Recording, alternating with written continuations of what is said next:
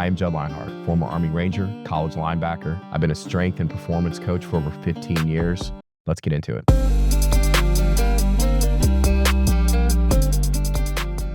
Today, I sit down with my good friend Bert Sorin, president and owner of Sorinex Exercise Equipment, the best strength training equipment in the industry. You know, the first thing that comes to my mind is you normally have two different types of dudes. You have great men and you have good men. And those two things don't often overlap sometimes. And tell me the difference. That's interesting. The thing that strikes me is you're a great man and you're good man. Great men are things that they're people that do things that change the nature of whatever it is they're in. They're pioneers sometimes. They're leaders in their field. They're leaders of thought in their field. Great men sometimes have moral failings and personality failings because they're so focused. And then you have good men that are just good human beings. And you're one of the rare dudes that I knew who you were because of the reputation of what you do and what your dad had done. And getting to know you, you turned out to be just as good of a man as you were great of a man. And it's just a really rare thing. That is probably one of the biggest compliments I've ever been given. Thank you. Yeah, so it's an honor that I get to call you a friend now. Oh, likewise. Likewise. And you're one of those guys that I started following. I'm like, man, super interesting, like obviously strong and all smart, obviously. And the same thing, when after we met, we talked that first time, I told my wife, I was like, Judd's like better than advertised. Like he's like legit. And I was like, I just really enjoy talking to him. And so I could say the same thing about you. And it's really cool when there's the meat, it cuts all the way down to the bone, right? Yeah. Like it's who you want, because we were talking about the other night, there's so few that kind of live up to the expectation. The people that you thought or hoped maybe. Yeah, that you hoped, right? Absolutely. I think both of us want the most out of people. We want to believe they're heroes. We want to believe that there can be great people that are also good people, as you said. Yes. And I'll be honest, like being great or being valuable to the industry, community, the world, whatever, I guess would kind of be more like a definition like of great. Yes. And so that's something I always want to be, but the goal was always to not have an asterisk beside the performance, which is, okay, if my kids knew everything I did or my wife knew everything I did, would they still be proud of me? Absolutely. Would they still want to be associated with me? And I don't know if that's typically a big driver for folks, but I don't know, man. I don't know how common it is to even think those thoughts with great men. I think sometimes they don't look inside themselves and ask, what kind of human being am I really? They create a persona that then they try to like step into, and they're not. Sometimes they reach a point where they're not as genuine. Yeah. And you're not a household name, but in the field that we like all 12 of us, a little bit more than that. You're a legend. Oh, and your dad was a legend. Yeah, and, I just want to get the chance to, introduce the world to who Bert Sorin is and like what he's done to change the game. Thank you. What Sorinex has done to change the game. It's weird, man. My dad's a legend. I came to help him out. I didn't want him to stress. You have a story anymore. of your own though, man. You know what I mean? It's developing. And I'm just curious to find out, as we interview here, I want to talk about your childhood. I want to talk about your dad. Yeah. I want to talk about your business, coming up through the business in Sorinex. And then, your athleticism and career and then, as a father, family man, things like that. That'd be great. Yeah. That'd be fun. So not everybody knows what Sorinex is. Sure. But it is the premier. How would you describe Sorinex? Because it's got some of the best brand equity of any. I mean, it's hard to write your own thing, but I mean, our attempt, should I say, is to be the premier strength and conditioning specialist, solution specialist in the industry. The most innovative, the most detail-oriented, the most cutting edge. And cutting edge means a lot of time you are the data, right? There's not a lot of stuff behind it. So you're breaking eggs and you're doing stuff. You're like the Shackleton of the strength world. It's like kind of the idea, like right? It's always like, hey, let's go out and like, let's really look at, as Pops used to always say, he said, don't look at something for what it is, look at it for what it can be. Like that was his line of everything. Yeah. And I realized actually really kind of like the day he passed, I realized what he meant also was people. That's how he saw the potential in people that he would invest in. And so like he would always say like, to you, this might be a cup. And then he would play a game and he would show you 10 things that cup could be fantastic, right man. now. And he's like, don't look at it for what it is, look at it for what it could be. And so when you start looking at solutions in that regard, you find things around you that could be different. But then heck, he taught me, sometimes I would go in the gym and lay on the ground and just look at stuff from literally a different angle. Because you just see different things. You see someone squat, but if you're laying sideways watching them, you see a different muscle work, or you see a different. That's one of the areas I think we connect to the most. Yes, is just we see the possibility in things, and we just don't limit ourselves to what they have been seen as the past. It's been so long since I've spoken with someone who sees it that way, and that was where I saw your brilliance, and it was like, oh, he gets it, and I've had such a hard time verbalizing what that was, and so that I would definitely say. So that back to where Sorinex, we love the strength game. We've been about the strength game. We've been around. This will be our 45th year coming up. Pop started it because he wanted to be relevant and bring value to the industry, and well, it wasn't industry back then. It was just the culture. It was the physical culture, the iron game, as they called it. Some companies seem like they've just been around forever. Like 45 years doesn't seem that long to me compared to like how big your name is in the business. Because to me, like Sorinex has just always been there. Like it's been the thing. Yeah, no. And we started in Dad's carport, 1980. He was a PE teacher, and he would also did a weightlifting club for like the 5th graders. And you got to think that's back in the late 70s when they said weightlifting would make you muscle bound. And you got to put things in the context of the time. Yeah, right? Exactly. So you look back, and you remember that old, like, was it La Sierra, that video with all the black and white? Yeah. So that was Stan Laprati, who was the coach there. Well, he left La Sierra and came to the University of South Carolina as a professor, and was Dad's professor in college. No way. Yeah, so that's the lineage. Wow, that's so that insane, video was like 64, 65. They got to look that up if they haven't seen it. It's amazing. So that's the culture that. And so so when Pops came to South Carolina as a discus thrower, he was the #1 discus thrower in the nation that year from New Jersey. He was never planning on going to college. It was like he was going to get into machining, and so he was like, well, I'm really good at throwing this discus. And he's like, I don't really like the discus. I'm just really strong because I love lifting. Yes. So he loved lifting. So he saw the value in it. And then he just threw the discus far because he did. But so his physical culture, he came to South Carolina. There was no physical culture down there. There was still the South. It was still like, hey, this is what. But Stan Laprati was there. So that was his professor. So there was like this kindred spirit. Yeah. And, then kind of long story short, he's a freshman in college, convinces the school to let him drive back up to New Jersey and pull his weights down and come back and start the first weight room at University of South Carolina as a freshman. No shit. He was the #1 guy, so they're like, yeah, do what you want to do. So I want to back up a little bit because your dad is and was a legend, and he recently passed. I had about 6 months ago. Honor. I'm so sorry, and I had the honor of meeting him briefly before he died, and it meant the world to me. 10 days before. I'm so glad you met him. And so I just want to use some of this podcast as a chance to honor your father a little bit, to talk about things he did and the impact he had. Yeah, so, there's no Sorinex without his amazing just donation to the whole So thing. I just wanted to back up and put a little context in what we're talking about now. So move forward to South Carolina. He started the weight room. Yeah, South Carolina started the weight room in the student center. They gave him some money for lumber. He went out and built stuff, brought his own weights down, and then he was lifting with the other guy. He was convincing the other athletes to train, and they were like, didn't want to do it. And he would get the long jumper, and he was like, hey, you need to come squat. But so this is, what year is this? 68. This is 1968. Yeah. So the people that don't know, weightlifting was not a thing in sports. No. Bodybuilding was a thing. Weightlifting to enhance sports performance outside of the sport of weightlifting was not a thing. Football players did not lift weights. They thought it would make you slow. Right. Well, they're saying, I believe they say the first college strength coach is they're saying is Boyd Epley at University of Nebraska, which is 68, 69, 70. So there was a Richard Sorin as a freshman in college. He wasn't an official strength coach, but he was taking other athletes, football players. He's like, hey, come with me. I'll teach you how to clean.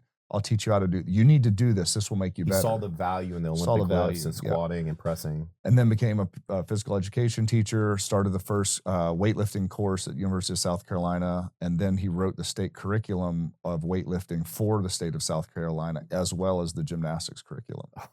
And then in He 1980, wrote the gymnastics curriculum. for the state. Yeah. That's insane. Yeah, and then figured out how to like instead of each school having to purchase all their like all the full gymnastic equipment because it's very expensive. Yeah. So he figured out, he's like, well, if we just pool all of our money together and the district buys all of it, and then we just switch it up into 6-week blocks that each of the schools could have all the equipment and we don't have to store it and we never have to store it. We could just move it around. Periodization. Solutions, right? Yeah. Solutions. And that was where he really saw past things. And he was like, well, I'm going to start a weightlifting club. And he was making leather work when he was in college for extra money. He would sell out to the hippies. And so he would make like leather, like hand make it for his little 5th graders that would like as prizes and stuff like that for weightlifting courses. They ran, there's all this stuff, but he would get done with school and then he would sell off his services for bus duty. So all the other teachers who didn't want to do bus duty, they'd pay him $5 a week. He'd do it for them. So that was extra cash he could make. And he would run home with his Land Cruiser, stack steel on top of that and go home, and then taught himself how to weld. Actually, his neighbor taught him how to do it. And then so in the carport, he started building equipment because he's like, the strength equipment out there is not strong enough. It's not adjustable enough because he's a big guy. Yeah. And so he's like, I think I could do better than that. And I can't afford the really nice stuff. So I'm just going to build my own stuff. So we're already identifying elements in a human being that I think are prevalent. So first of all, a compassion to help others, like a sense of passion. Yes. A resiliency, to not give up if things aren't perfect, to find a way to see the different uses. Because they've never been perfect. Exactly. Yeah. Physical talents, right? Yes. To start with helps. Yep. But also, we just acknowledge something that we need to make the ends meet. We need to put bread on the table. Yes. And so if you want to do something to be great, we have to go above and beyond what people think is normal. Exactly. So that, you could be a teacher, great, and you make whatever it was. And that's admirable. Admirable, but he was making, I don't know, $5,000 a year back in the 70s or whatever it was. He's like, I can make $5 a day or $5 a week from this guy or gal doing the evening bus duty. Well, I can make another $5 if I take someone else's in the morning, and I could run a jogging class and a weightlifting class and get a little bit extra. And then he was like, well, I could fix stuff. So he said he wrote down everything that could possibly be fixed in a house and then taped it on the inside of the women's bathrooms at the school because it was all women teachers. He was the only male. And he was like, a lot of these girls don't know how to do this stuff. And maybe they don't have a husband who knows how to do it. He was like, I'll just be the handyman for everybody. Oh my God. And that's so genius. He was just like, I had a ready-made clientele basis that everyone's like, hey, would you hang this fan? Would you do this? He's like, he bought some big books. He goes, I know how to do it. I just read and I would read how to do it. And I would go over to the house and do it. A lot of people think that greatness is just some inherent thing that's intangible. And a lot of greatness is just seeing how you can fill the hours of your day and being creative and how you can do it. And just a lot of geniuses work. Just work. Just beat a darn path to it. Yeah. So he would come home, he would build equipment, and then we started Sorin playgrounds first because of course the school district needed playgrounds, and he was like, I can build stuff. And they didn't have money. So he's like, well, I could cut the trees down from the lot that you're going to need, and I'll mill those trees and utilize those. And so we don't have to pay for materials. And then he thought about it because, again, it's the 70s, you get away with anything. He went to the science teacher and he's like, hey, can I utilize the kids to show them physics and stuff like that? So he actually designed the equipment using their materials and got the kids to help. So they save money on labor. And he's like, if we all build it together, the kids will have respect for it. Yeah. We'll be teaching them how to build. We'll be teaching them physical fitness. And he was like, man, like one of the things I thought was so smart. He's like, we have all these rocks all over the playground. And all these kids were throwing rocks at each other because that's what kids do, 5th graders. He's like, all right, how do I get rid of these rocks? He goes, I can't sit here and pick up these dang rocks all the time. So there was some woods behind it. So he took 3 tires and hung them from trees, painted them red. Oh my! He got the kids to clear the rock for him, and hung a cowbell in the middle of them. And he said all the kids all day would try to whip rocks at those cowbells. Bro, that's genius. I'm so glad I asked about this. This is yeah. And he goes, it was wild. He goes, by the end of the year, the rocks were gone, and all the kids had arms on them, and they could hit anything. That's awesome. He goes, and all of them became pretty good athletes because they were just zinging rocks. That's awesome. And not throwing them at each other. And not throwing each other. Yeah. He goes, the backstop was the woods. Yeah. And he goes, it actually ran out of rocks. That's genius, man. That's so genius. But that's like the stuff he always had. And I tried to pay attention. I eventually learned. It's like, again, look for something for what it could be. It's like, this is a game. This is a training aid. But not just, do creative stuff and be great, but also take the time to be a teacher. You know what I mean? To invest in teaching other people. You know? Oh yeah. I mean, at his memorial service we held at the gym, it was as many people as there was for Summer Strong. Man, and there were a lot of 50 and 60-year-old folks from the community that were those fifth graders that were coming back and like, this man changed my life. I still lift weights today because of him giving me confidence. I always notice when young people die, it's very sad. And a lot of people are at those funerals. Yeah. Right. And I also notice when older people die and how many people go. Yeah. And it's not just that their friends are dead too or can't make it or they're sick. It's because they failed to leave and this doesn't brag on, it's so hard to leave a legacy. It is. They failed to leave a legacy. And every time I see that, I'm like, man, what a lack of legacy. And it's not to rag on those people. No. It's just sad. Because you got to be intentional about it, right? If you're, using the term great man, if you're trying to actually be valuable to the community, it's very intentional. You can't be like selfish about it. You can't be like, I'm going to do my thing. Yeah. Well, then you don't incorporate anyone else. You don't change anyone else's lives. You don't build value with anyone else. And when you're a 60 or 70-year-old man and you're not doing the cool thing anymore, then what's your value? And what's your value? Shelf life. Yeah. And I think Pops always drove towards that. And he questioned it later in life, even when he wasn't, as he considered, strong anymore. He told me one day, he's like, I don't know how to be a weak old man. Yeah. And by all intents and purposes, at 74 years old, he was not weak. He walked a 250-pound yoke the day he died. Not very many better ways to go. Man. Right. Yeah. But to him, yes, at times he would question his value. Like, I can't deadlift X anymore or whatever. And I go, hey, it doesn't matter what you can do anymore. Look at the armies of people that could do things. There's different ways to be strong as well. And thankfully he thought through that. So like, I don't think you can understand Sorinex and who I am without understanding the origin of like, that was the high watermark. That was what, like, you, in my opinion, as a man and as a leader, that was what you're supposed to do. Yeah. And that was what Sorinex was built on. We never expected it would be big. It was never intended to be big. It was never intended. It was, as Pops always said, he goes, it was the cover charge for me to show value to the industry. He goes, if I had to sell stuff in order to keep being able to build stuff, yes, and be involved in the industry, then I would sell it. So it was a totally different model. Yes. It wasn't, I'm going to build a brand and build stuff so I could sell it and make money. It was, I've got to sell stuff to pay for my art of wanting to build stuff and help people.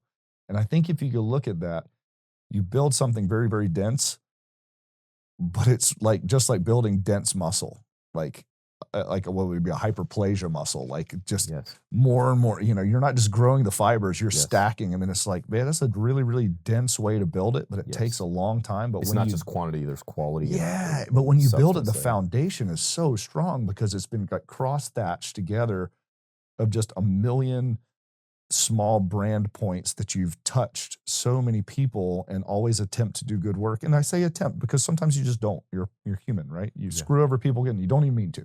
Sure. Because you fail, right? You miss the mark. I do want to, people that still that aren't into what we are in might not know how valuable Sorinex is to what we do and what they do. So real quickly, if you're in JSOC or special operations or military, there's a very good chance you carry Sorinex equipment. Like most likely, if you're the vast majority, tier 1 operations, military units, I would say a higher probability than not you're training on our stuff. If you're a millionaire that wants the best equipment for his home gym, there's a very good chance. Darn good chance. If you're, I think right now in the top 25 college football, I think all year we've been between 65 and 70% the whole year ranking. My goal is to be 100% of the top 25. I know that's a very crazy goal. It's hard to win all the games, but yeah, we're pretty robust in that world. And not just football, other sports as well. Oh yeah, I was looking at the basketball rankings today, and I think out of the top 8, I think we were 7 or 8 of the top 8. And that's how I equate wins, right? Yeah. And I equate wins on, did we win the customer's trust, and did we deliver? And if they chose us, that's what I consider a win. If they chose us and they trust us and they're still like, if we walk in their room, they're like, hey man, awesome to see you. Can't wait to do this again. That's a win. So, I mean, we're not trying to sell Sorinex equipment. That's not the point of this. No. And you're not hurting for business. But like, if people see this and they want to see cool looking and the most robust equipment, like good, like Sorinex is where it's at, man. Thank you. I appreciate it. And I was a huge Sorinex fan way before I met you. I know how you like my gym. It's like, who's this Bert Sorin guy, man, with the cool Sorinex? This guy has a lot of cool Sorinex gear in his gym. This Bert Sorin guy. Literally took me like 2 weeks to put that together. I was like, wow. But, interesting. We don't always have our best day. So how did I want to talk about your childhood too. Yeah, sure. So let's back up and put a pin in that because I am interested in how the business grew. Sure. But what was it like? What was 8-year-old Bert Sorin like? What was your childhood? How would you describe it? That's interesting. That's a good question. So my mom and dad got divorced when I was 2. And so I lived with my mom and I saw dad and really I didn't see him a ton until I was probably 10-ish because he was just getting Sorin playgrounds and Sorin equipment off the ground and he was still teaching. Okay. So he was running 3 different things and truth be told, I was littler and, a guy who was like the man's man and working, like he didn't really know. I mean, we still hung out, but it wasn't like super often. So, I'm an only child. So, at times it was pretty lonely, and times you got a lot of time to figure stuff out. And you were growing up in South Carolina? In South Carolina. Yeah, I was in Irmo, which is right outside of Columbia. And my dad was like, 10 miles away or whatever it was. So we were pretty close. But yeah, just like, middle class neighborhood at best, little cul-de-sac, little, buddies goofing around. We're the same age too. So this is like the early 80s. Early 80s. Yeah. I was born in 76. So it was like, that mid 80s, watching Goonies and Rambo and running around in camo in the yard and whacking each other with sticks. And so you're a proficient hunter and athlete. How did those 2 journeys begin? Okay, so yeah, I mean, my dad was always a hunter and outdoorsman, and I always looked up to him. I mean, guys, it's kind of how they. Did you know your dad was kind of a legend at a young age? Did you understand fully? Obviously, I guess he wasn't a legend like globally at that point, but I kind of always laughed with him, and he would ask. I said, "Pops, like, you got to understand, like you have an aura about you." Later on, I knew how to articulate this. Yeah. I was like, when you walk in a room, you could change the temperature of the room. Yeah. You just have this thing. He's like, I don't know what you're. I said, it's like when you watch Star Wars and Darth Vader walks in the room, there's like actual music, right? Yep. Like, the force has changed, right? Because he's 6'5", he looks like Tom Selleck, but muscular. Yeah. There's this, he had an aura and a magnetism. And he was known as the grip king. So world-class grip strength. Yeah, especially late 80s because there was really no grip training. And so like he's kind of touted as the father of the modern grip movement. Yes. So he started reading books in the late 80s of like Herman Gorner and some people from like the 40s and 30s and all the old time strongmen when that wasn't really like something people followed too much. Yeah. And actually Terry Todd was one of the ones that he read about as well. So he started when he was building stuff and he would be, started Sorinex. So he would be pulling plates out of places and stuff. And then so he just had crap laying all over the garage. And so he started just building stuff. And one of the pieces he had was a 100-pound York, old style York, with the convex heads. Yeah. When the heads broke off and he just had it laying in the garage and he just went to pick it up one day. He's like, there's no way I can't pick that. He's like, it's only 50 pounds. There's no way I can't pick that up. Yeah. And he tried for years and finally picked it up and he called it the Blob. And so like you see the Blob, like he's the one that created that. And the part of like, that, and he was the first captain of Crush gripper from Iron Mind. The wild part was like, it still breaks my brain to think about the grip work that he did and the marks that he set. Some of them were very pioneer. First number 3, first captain of Crush, first Blob. He still holds the world record all time for a strapless lockout, 1331, no straps. Jesus. At like 240 pounds body weight. To hold almost 1,500 pounds in your hands. In your hands. Straps. Yeah. And there's been a lot of the world's strongest man competitors that have attempted to break it and have not. Yeah. That's one of the things that defines when you see guys, and we talked about the guys that you just know Mhm. are crazy strong, Yeah. their ability to grab things that are awkward, that isn't always a barbell or something Right. perfectly circular, and Yes. hang on to things. Because growing up, we saw those guys. Oh, it was just crazy. know? And he had an ability since he was a little kid. But what I still find interesting, there was no grip sport. There was no arm sport. There was no culture of this. Mhm. No one cared. And so for him to care in 1985 to in his garage every day try to lift a blob that he invented and failed for years, So and we're to talking about a guy still that he's not a household name. But No. he was a pioneer of college strength and athletic strength and conditioning in America. Pioneer of grip sports, which is enormous now. Yeah. Oh, but he was doing it when there was no competitor, and still the results were still remarkable today. Yes. Yeah, that's a great point. I didn't think about that. Yeah, and that's where you have no standards. you have no. That's where I can't. It's like Like you if you weren't. were going to go out and run a mile, how would you know if it's a fast mile, or how hard did you push yourself? Yeah, Like, and then what if one day somebody was like, "Dude, Judd ran a 4-minute mile back in 1902." You're like, "What? That doesn't even make that's a great point. I didn't think about that. That's the part that freaks me out because I'm like, you had no competitor. Yeah. No one thought it was cool. Yeah. No one was pushing you. zero. No props. No props. Yeah. You maybe then you're like his workout buddies could do 600 on a lockout and he would do 1,300. Yes. And I'm like, at what point was 1,000 not enough? Like seriously, like at what point we're like, you know what? I'm going to see if I could pull my arms off. Like I'm just going to keep going. And Yeah. you're like, that to me was the weirdest, like just superpower he had. That's a unique skill to have, to just like an innate characteristic where you're not just driven to be competitive, to measure something against others. You're curious about what you can do. Yes. It's a curiosity.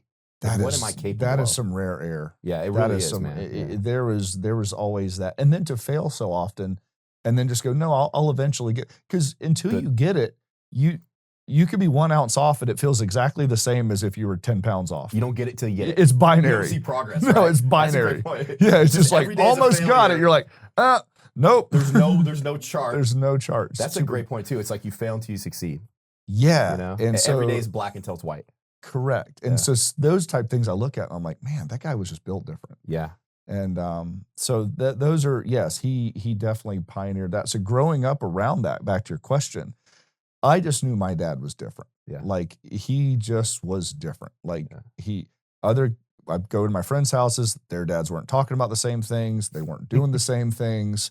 I always find it funny. You get on the bus and be like, my dad can beat up your dad. I'm like, sorry, brother. My dad could crush your dad's. I'm like, sorry. My dad could literally crush your dad's skull with his hand. Yeah, it was like, he ain't your guy. Like, sorry. Like, and so, I'm going to stay out of this argument. yeah, it's like, it's a cute story. But, Cute story. But yeah, like, I would, other dads weren't like, all right, son, I'm going to go to Canada for a week and go bear hunting. And he would like sell playgrounds all year to like save up to like drive a Land Cruiser 22 hours to go to and go, chase bears for a week. And it was like, your dad was an avid hunter from the time you can remember. Yeah, he was full-time go. And that's something that bonded you later in life. Yes. Too, right? Well, you look up to it. Like that's manly. That's, he's lifting weights. He's strong. He's like, kind of like, you could, even as a kid, you could tell. You walk into the room and it's almost like an Austin Powers kind of like jokingly, you're like, every woman checked him out and every guy was like, whoa. Like that little guy inside you, you're like, that's what I want to be one day. Like that's amazing. That's a superhero. And he's stronger than everyone and he's helping people and he's coming up with things that like, it was like a very fertile and enriching. Everything was ramped up with him. Yeah. Now, there were also times where he was a son of a gun. Like I was gonna say, was he a kind father? Or? He was a very, very kind, generous father, but at times you did not want to be on his bad side. It would like he'd make especially a man of that stature when they get angry. Oh, it's very scary. He'd for make you everybody. shake. Yeah, I mean, it was like I've seen grown men cry. Sure. Like and so and I met him even at that advanced age. He was an imposing figure. Yeah, I mean, it's hard to explain. Yeah, that like the aura that you're talking about. Yeah, and he was still front squatting right at 500 at 50 years old. That's crazy. At a 6'5" guy. Yeah, like I mean, that's not typical, right? That's crazy. Yeah.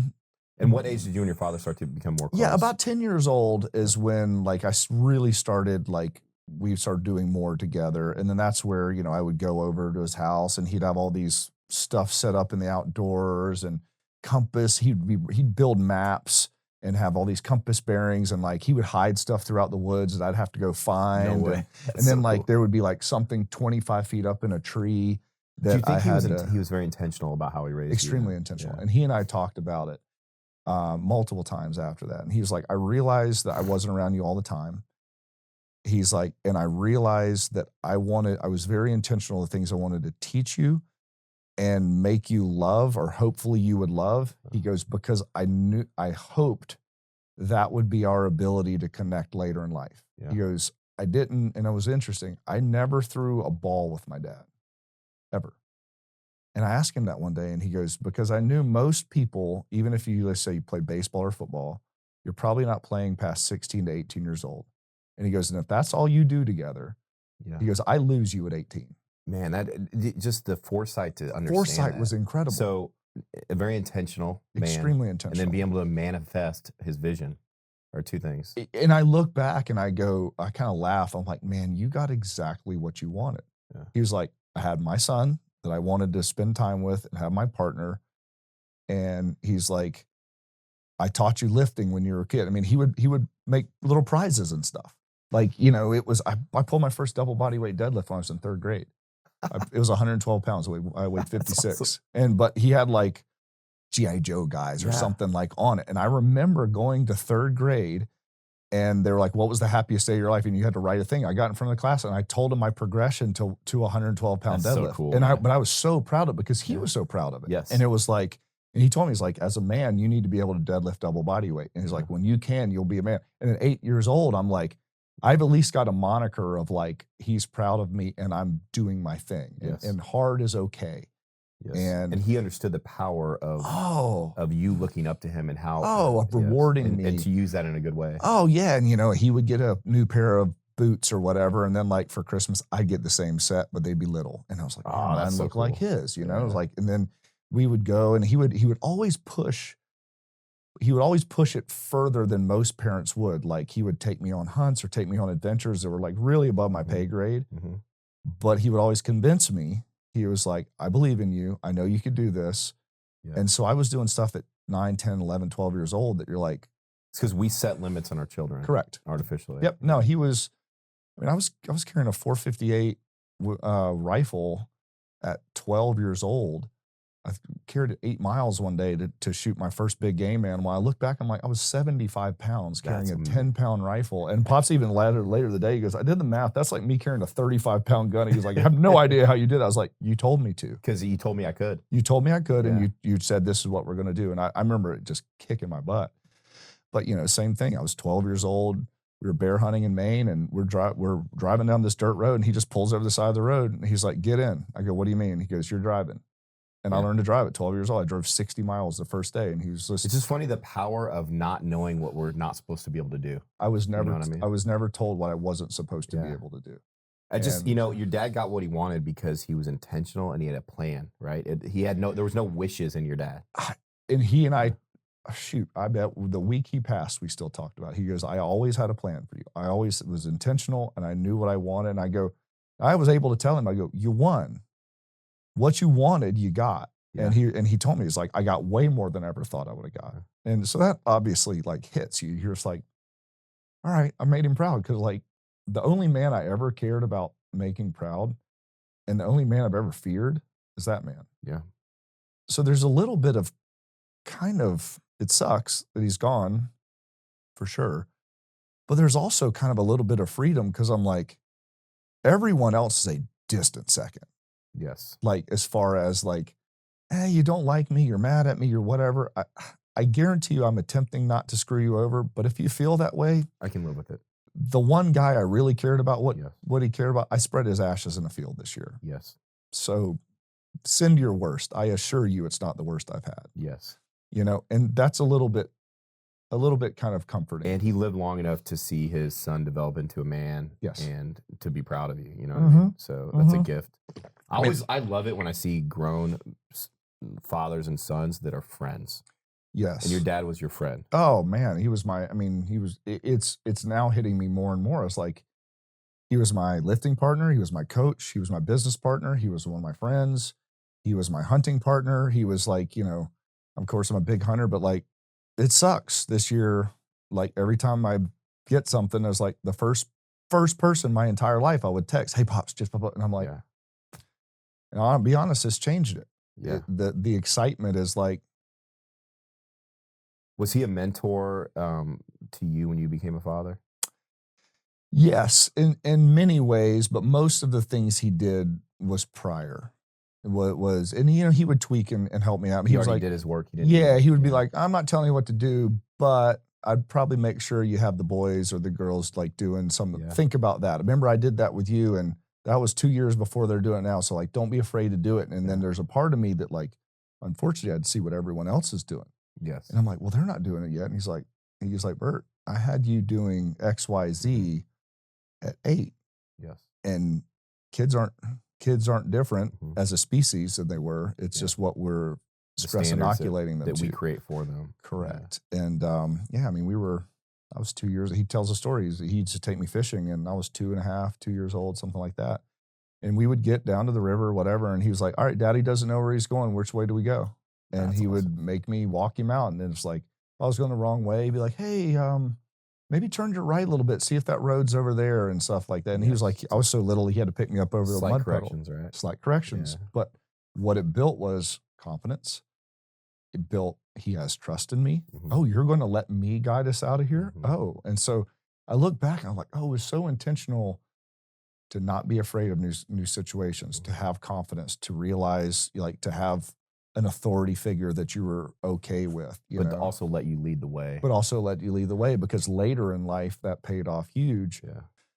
When I took over the company and stuff like that, but there was that respect where I was never like, haha, it's mine now. It's like, no, like, yes. And I told him one day, I said, it's going to be difficult for me to take over. I said, it would be the equivalent of you going home and telling your dog, it's your house now, you run it. He's like, "No, man, I'm obedient. I do what you tell me to do. Like, you feed me, you let me out. Like, what do you need? Like, I'm your dog." And he's like, "No, house is yours." And it's like, I told him, I said, I'm used to taking directions. It's amazing though what we're ready for, and we don't realize it until there's a short story, and these guys were in a shipwreck, and the leader was in the head of the boat, and he was guarding the water and the food. Yeah. And there was a leader of the guys on the boat that wanted to kill him so they could have all the food. Sure. But he was guarding it, knowing that if they ate too much food and drank too much water, that they'd all die. Sure. And so he was trying to stay awake. So with his gun, guarding it for the protection of all. And the guy told him, he's like, as soon as you fall asleep, we're going to slit your throat and we're going to throw you over. And so the story is him talking in his head, like he just knew everyone was doomed when he fell asleep. And he wasn't worried about his own life dying, right? And he was worried about the men. Yeah. So he dozed off knowing he was going to be killed. And he woke up and he was in the back of the boat. And he was still alive. And the guy that told him he was going to slit his throat and throw him overboard, as soon as he was the man in charge of everyone else, then he understood the importance. And he became the leader that he needed to be in the situation. Right away. And that kind of stuck with me. Oh, man, that's wild. A lot of people, they don't think they're ready for the situation, but your dad prepared you probably much more than you thought you were prepared. And probably certainly more than I thought. Yeah. And so it was still a very turbulent time when we were kind of shifting over, because we're two alpha bulls too, right? You know? Totally. But I look back when you say like intention, I think that is something I tell my team, I tell my kids. I think intention is everything. Yes, you want to put shots on target, whatever, like production is good, but intention, in my opinion, is the process. I've kind of joked, I was like, I'd rather you accidentally break my nose than swing at me and miss. Like intention. I could forgive you for this. Yeah. Even if I'm actually not hurt and you tried to Pearl Harbor me. Like, two different things, right? Don't miss. Don't miss. Yeah. Don't miss, right? Yeah. And so you do this thing, I don't want to go off on tangent, but it's called shoot to eat. Right? Yeah. And I love the concept of that. Can you explain what the concept of that is? Yeah, no, shoot to eat was fun. So back to my competition days, I was a thrower. And a lot of times when you compete well, you realize usually it's because you started the competition well. And when you did poorly, it's usually you fouled one into the cage, and then you put your pressure on yourself. And I started looking, I was like, your first shot and your first, like, how you start is usually what might only be your only shot, but it also is going to create the narrative of the rest of the day.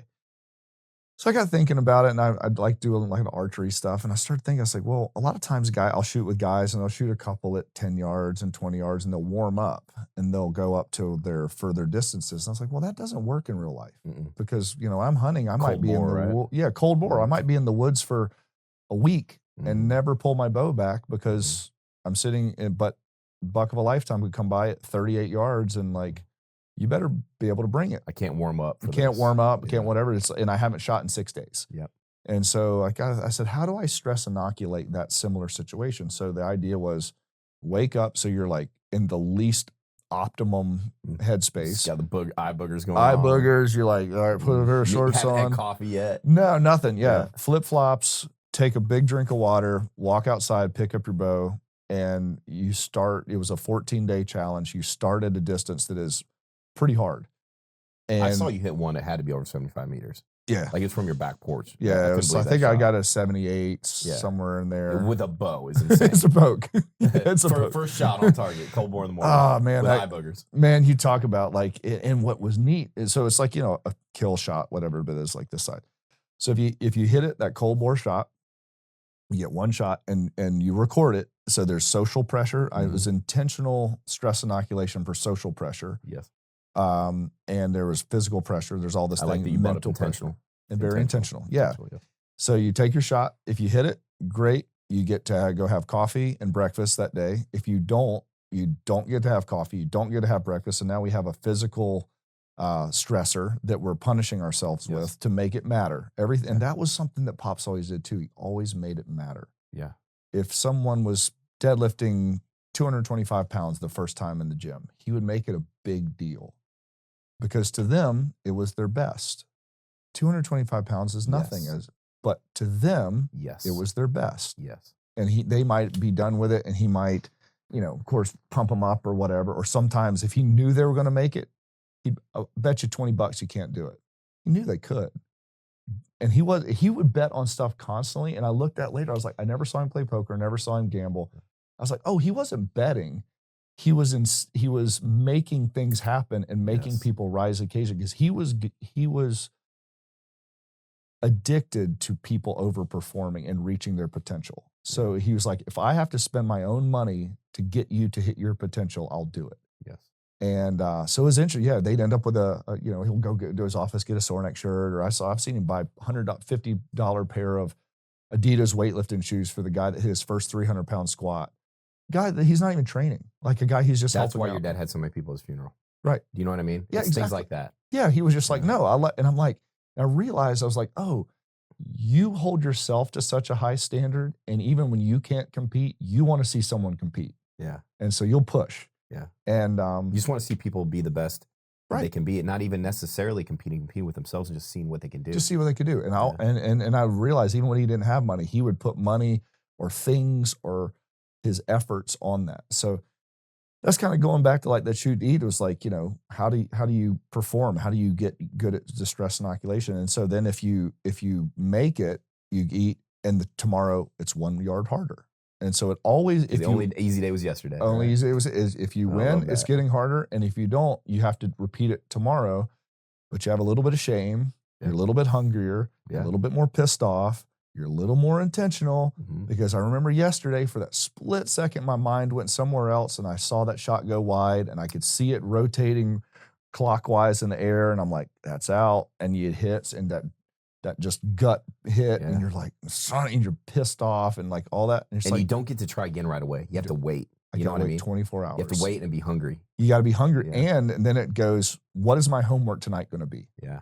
Or am I just going to raw dog it tomorrow and try again? Well, then you're an idiot. Yeah. But it's like, well, it's 63 yards I missed. Well, this evening's homework is going to be, I'm going to eat 63 until I could do it with my eyes closed. Yes. And I'm going to prepare for competition tomorrow. It teaches you to prepare. Yes. And that there was is something so said fun. For, pressure and desperation and what it does. And also the patience it requires, because we are so spoiled that if we can't get something right the first time, we get to try again right away. But if you fail, a lot of times part of the punishment is having to wait. If you lose a game, you don't get to play them again right away. Sometimes you don't get to play them again for another year. you know? And if that can't motivate you, then probably you're not doing the right thing. Exactly. And well, that's a whole year. Yeah, that's a whole year. I was talking to a lot of athletes during COVID, and a lot of them were super bummed. They're like, gosh, my season's over. Like, how am I going to stay ready? And I go, hold on, listen to what you're saying. I go, you just got a free year to train. Yes.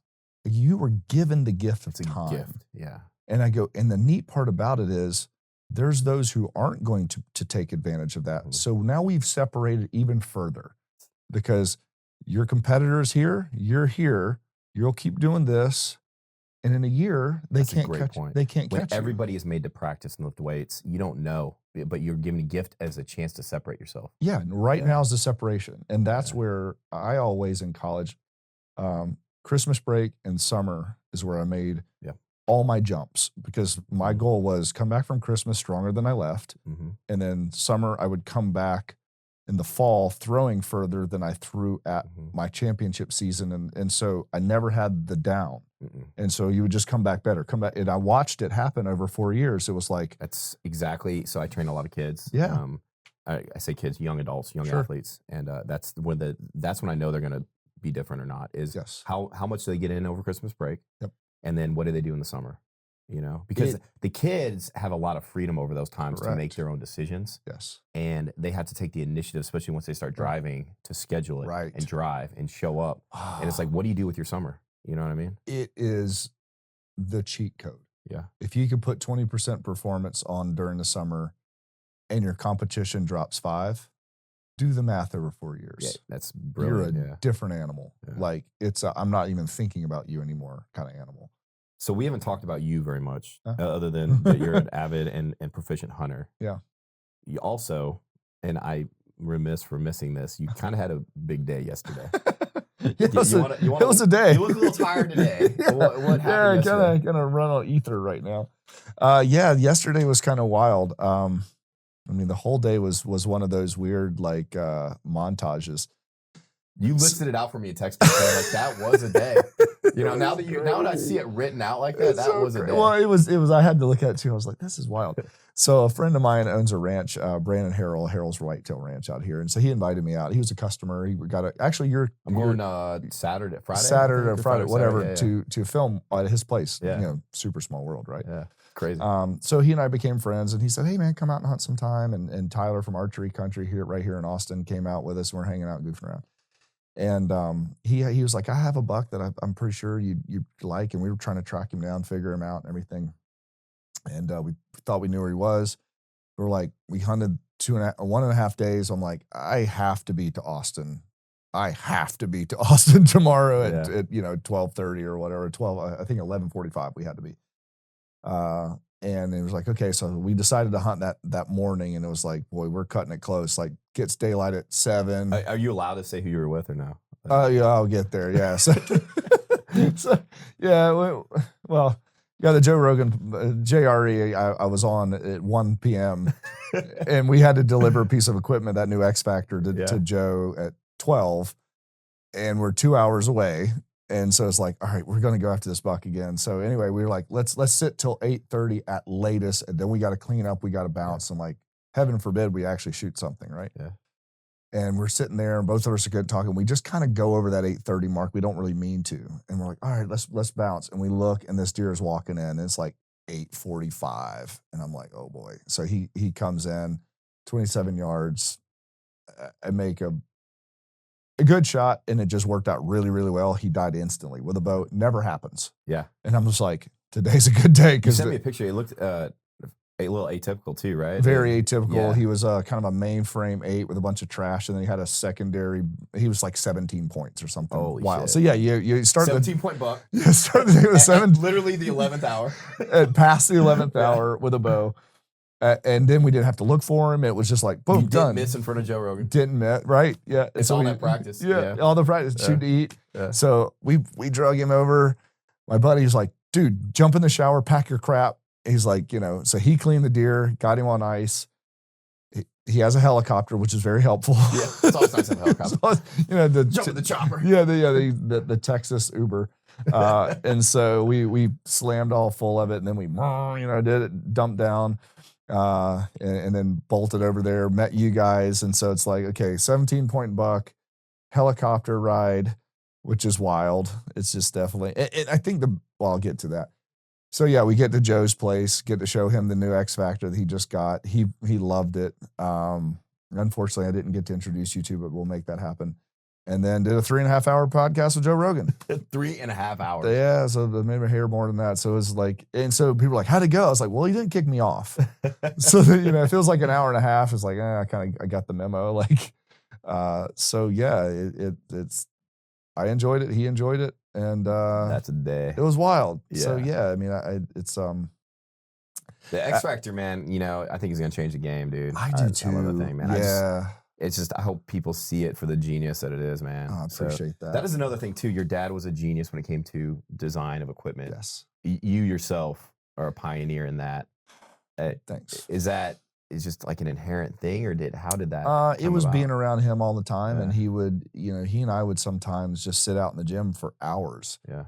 And just stare at something. We would just we'd be in two chairs, like the two Muppets, and awesome. We'd be going, I'd go, what about, and we'd have drills out and everything. And he's like, what if we put a hole there? Could we, I'd tap it and we'd vacuum it out and we'd play with it. Shoot, that didn't work.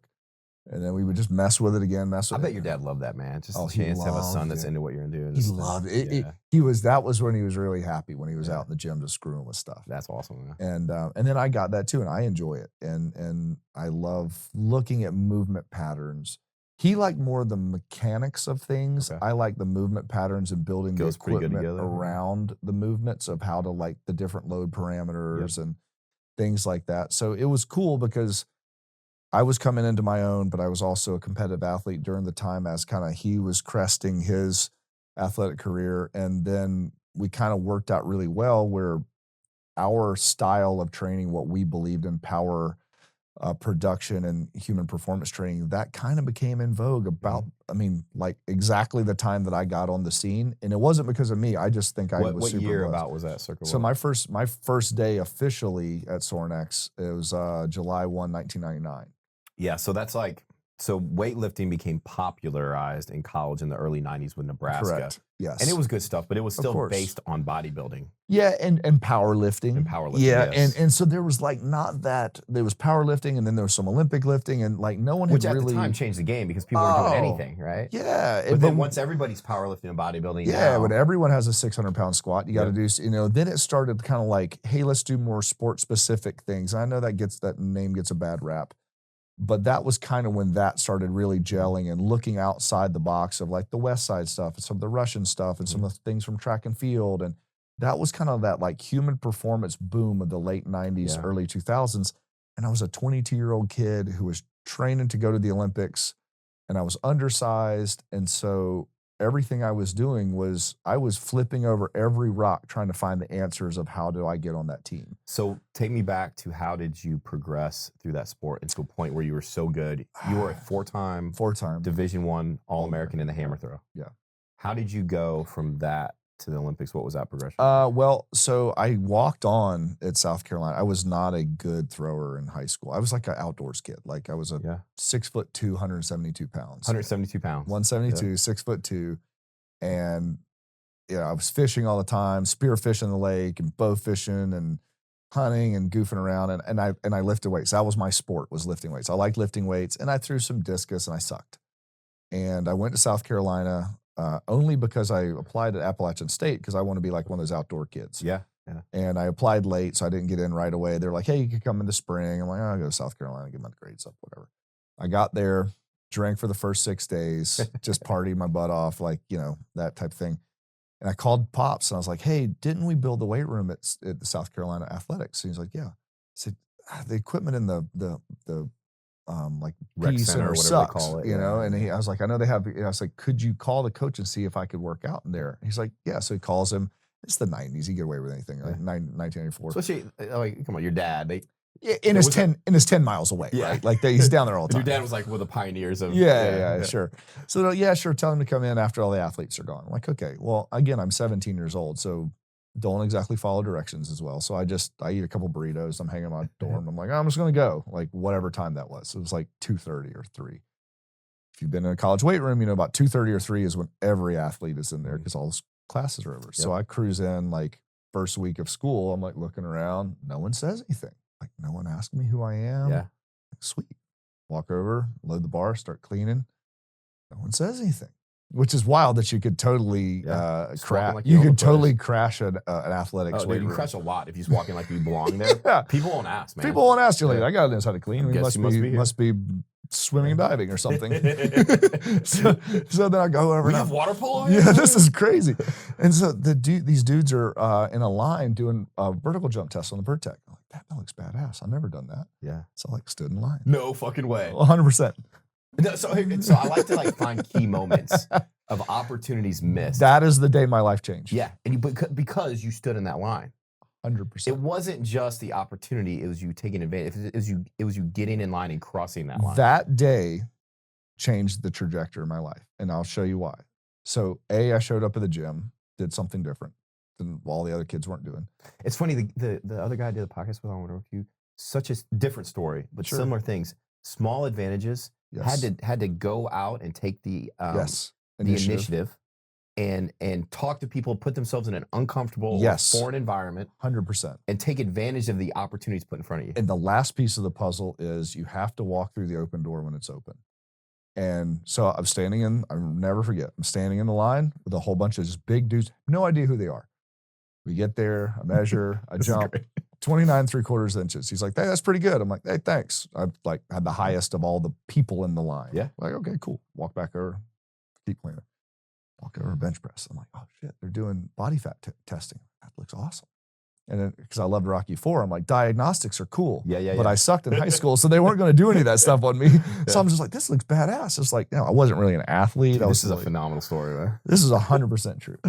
And so I wasn't really an athlete. I was like an outdoor kid that liked weightlifting. Yeah. And I'm like, oh, that's badass. So I stand in line again. And it's like Forrest. So funny. It's like, dude, this could be a movie. It's like Forrest Gump. He's like, so I stood in line, and then I met the president again. That's funny. Which is actually the origin story of how all the ridiculousness of my life basically shook out because of this day. Yeah, I stood in line. I was like, this looks interesting. I stood in line. Yeah. So we get there. He's like, all right. So I pull up. I had my little sheet because he gave me the sheet for the vertical jump. I'm like, where's my name? Thanks. Put it back in my gym bag. I was like, I guess I'll get that sheet and bring it back to the guy. That's funny. And so there's a guy sitting there, and he's like, you walk up, and I pull up my shirt, and he like does the caliper test. He does it on thigh, pec, and ab. He's like, all right, 7.5%. I'm like, you were 7% body fat. Yeah. Wow. Just as a normal dude. Yeah. But I mean, a skinny guy, right? Yeah. But 7.5, never forget it. And he was like, oh, okay. He's like, what sport do you do? And I'm like, oh shit. I was like, I was kind of like using this like as a free circus. You make it. I get to ride all the rides, and I'm just going to kind of leave. Yeah, now there has to be questions. I don't like the questions, right? They go, what sport? And I'm like, okay, quick goat thinking here, like come up with something. I was like, saying, what sport can I actually bullshit my way out of? Because I did throw shot and discus in high school. I knew enough about it. Yes.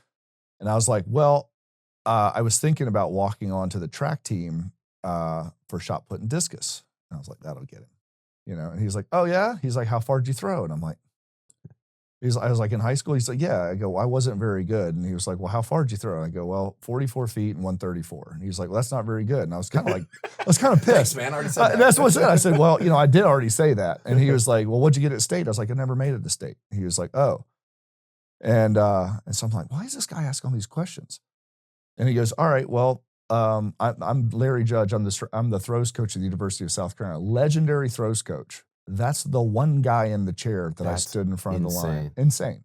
The one guy that could call bullshit on me in literally a state. The state of people, one person could have called bullshit, besides my dad, could have called bullshit on that ridiculous thing I made up. Yeah. He goes, okay, well, I'm the throws coach. He goes, tryouts are tomorrow. And it's in August. And I go, well, coach, that's a spring sport. Like, I'm thinking I could totally bullshit this guy for another 6 months. Everyone's going to forget. I'll get to use this weight room. I'll be kind of that guy over the corner, and everyone knows not to ask me anything. I don't, I won't make eye contact. I'm set. And he goes, I said, that's a spring sport. He goes, no, son, you're in college now. It's a full-time deal. And I was like, oh. And I said, okay, coach, I'll try to make it. He goes, son, if you're going to be on the team, you will make it tomorrow. And I had not had these type of conversations before because I was like, I'm totally screwed right now. It's funny the parallels between you and Matt Johnson. Really? Because there's certain people in his life that were just key people. Yep. He had to walk through the door Yes. and take the chance and just met a key person. Key person. Yeah. Larry Judge. He didn't let me wiggle off the hook. Yes. I think he was kind of doing it just to screw Yeah. with me a little bit, yeah. actually, because I was always a skinny guy, right? Yeah. And I sucked. Showed up the next day. I finished my workout. Go back to the thing. I didn't have a cell phone, so it was the 90s. I call Pops. He's like, how'd your workout go? I go, well, I think I joined the track team. That's awesome. And you got to put into context, he was a legendary thrower at South Carolina. Yeah. That was recruited, the whole deal. And he's going, wait, what now? Like, I know you're not good. You threw 60 feet less than I did in high school. Like, you're not good. Wait, your dad threw the discus over 180 in high school? Yeah, he threw 189 at state and had like some 202s, 203s, and warm-ups. Yeah. Now, West Which is pretty Coast, far in North Central kids throw the disc a little further because the air's thinner. Correct. The wind carries it. And West Coasters have the wind coming in. So Yeah. he's throwing that. So to throw that in South Carolina. He was throwing it in New Jersey. Wow. Yeah, Okay. cold New Jersey. People don't understand. Like a lot of the records are set out in Wyoming, Colorado. Yeah, air's thin. You're exactly right. Or you're like San Diego kids. Like you had that wind coming Low off. humidity, Yeah, wind you hit a right quartering off and it'll hold it. You know. Okay. So you're doing that in perspective. downtown Newark, New Jersey. Yeah, that's like 200 feet in Yeah, New and Jersey. he threw it off dirt. Shit. Yeah. So he was always laughed. He goes, they put a concrete circle in after I left. He was like, he was like that on dirt. He was like, I was the first state champion ever at Hillside. I don't think people understand how insane that is. Yeah. Like, as a 198-pound kid. because all the force has to transfer through the ground, right? Yeah. It'd be like throwing a football on ice. Yeah. So yeah, he never weighed over 200 pounds in high school, and was very strong. He was still 6'4". He's long and lanky but strong. Yeah. And he threw right at almost 200 feet officially. Well, as far as I shit. threw 160 in high school. I'm putting that in perspective with concrete and throwing shoes. And Yeah. that's insane. He was special. So I was not. But then that just goes to show you, though, like special happens at different times, right? Sure. Yeah. Everybody would have written you off. There is no way a kid walking on if you would have told me you threw 130 feet in high school, I'm like, well, that's nice. Go. Yeah, it's cool. Play water polo. You know how to do it. Yeah, you have to do it. You've seen these things. But from there, point A. Yeah. So to point A, All-American 4 I times. showed up, and that's what coach showed up, and he goes, well, you're kind of small to be a discus and shot putter, and we just brought in these guys, some big ass freshmen. He goes, how far can you throw a javelin? I was like, never seen one. He's like, how far can you throw a football? I was like, never played. He goes, how fast can you throw a baseball? I'm like, never played. And he's like, I was like, I can throw a rock pretty far at the lake. And he's like, that's going to have to do. And he was just basically, we had just lost our javelin thrower the year before, so they didn't have anyone, and I looked like more of a javelin thrower than not. Gotcha. So they're like, hey man, you'll train with the team 5 days a week, and then you'll train another 2 a days, and we'll see if you could throw a javelin. I was like, okay, cool. And after the first like week or two, I just fell in love with the process of, I love being a part of a team. I honestly, just inside, I wanted to always be an athlete, but I never considered myself one. Yeah. And so I was like, I could be an athlete, and like people are going to pour into me because they didn't in high school. Yes. Like besides my dad, I was like, but I have someone else who will hold me accountable and pour into me. And the key thing, so I stayed and of course started learning stuff. And I remember I left for Christmas break, and I was packing my stuff in my dorm, and I stood on a chair, and there was like a little mirror across the thing, and I was in my underwear, and I stood on a chair to get some stuff out of my closet, and I looked across, and I couldn't see, like, I saw from like my knees to my armpits of my body. It's the first time I'd seen my body, how it changed. And I was like, whose legs are those? That's awesome. And I was like, oh, those are mine. That's so cool. And I weighed in, and I had gotten to that. So I got there in August, 172, and I was 198, still at 7.5% body fat at Christmas. Was their weight program pretty advanced for the time? Yes. Yeah. Like we had some really strong people. Yeah. Like he really knew how to get us strong. Yeah. So that my freshman year, my squat went from 320 for 1. I did 445 for 5 at 190 pounds For a body tall weight. dude. For a tall dude that's Yeah. 18 years old, That's is pretty really strong. good. Yeah. And so like, and then, I mean, we had 5 girls squat 405 for 5. Holy shit. Yeah. We got really strong. Yeah, we that's had, strong. Yeah. we had girls snatching over 200, power snatching over 200, Holy shit. girls benching over 265. Like, Now our girls were breaking world records. Yeah. Like they were hammers. But the key like those was are good numbers for dudes. Like, you know what I mean? Yeah. I mean, we had two of my training partners bench 550 raw after practice. And these are throwers. These are power athletes. Yeah, no, they were throwing shot put for 2 hours. These and they would just come in and boom. Gym grows. Yeah, I mean, our guys are really strong, though. Yeah. We had 4 of the guys on my team went 620 for 6 in the squat. Holy shit. Strong. Yeah. Strong. I mean, I was number 5. We used to joke. I was number 5 in the stack at my house, strength-wise. And at 220 pounds, I squatted 585 for 2, clean 365, snatch 275. And I could only bench 365, and I was like the little kid. I was like, crazy. oh, yes, like you can't bench 4 plates. I'm like, I'm sorry, I'm a hammer thrower. Like, and I look now and I'm like, wow, that was really strong for like. Most of these aren't benching 2 plates, man. Yeah, I was like, for that level of like whatever, but it was like everyone was so strong because that was what we were focused. So we were like really, really strong athletes who knew how to throw. Yeah. You know, but anyway, so that's what I learned, and I got addicted to, because we would do a max cycle every 4 weeks. Yes. So we would have a rep max. So every 4 weeks, I got to what I'd call cash out. Yeah. I got to see where I was every 4 weeks. And when you're like 17, 18 years old and you're eating 8 million calories, you're stupid amount stronger every 4 weeks. And so I got addicted then. It was like, oh, all I have to do is lift harder than everyone else, attempt to, and eat more until I almost puke, and then eat more again. And I'll gain a few pounds this week, and I'll squat 50 pounds more in 4 weeks. Yes. And it was like the first 3 years of my career were like that. And it was just like, this is the coolest I love seeing ride. kids because, you know, I remember that feeling when they're making progress so quickly. And it's like, it's like, was enjoy amazing. Yo, it was just so addictive. It was just, and every time you threw, you had a PR. Yeah. It was just like this dopamine hit for years. Yeah. And then I just got addicted to it. So it was like, go.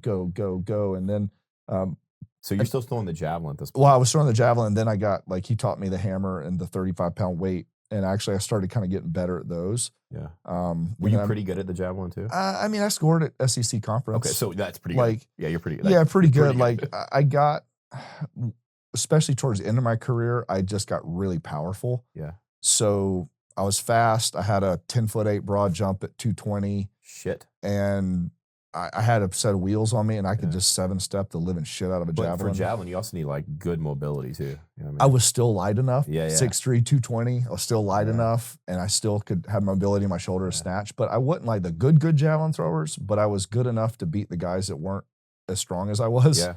And I had like 1 or 2 good throws in me a year. Yeah. And it was like, if I could hit it at conference, I'd throw one home meet to make sure I still knew how to do it. And I would 7-step, and I would just get lit out of my mind and just try to, and I would hit one. Yeah. And it'd be good enough for 5th or 6th. And they're like, hey, thanks for the points, man. And I was like, I'm gonna go ice my arm and lay down. But that's when I learned back then. It was like, oh, power, like technique is great, but power overcomes a lot of stuff. Yes. And just being strong. And that was like, that culturally started changing me. And it was just the process is you just keep doing it, and you do it harder. And if it question, you do it harder.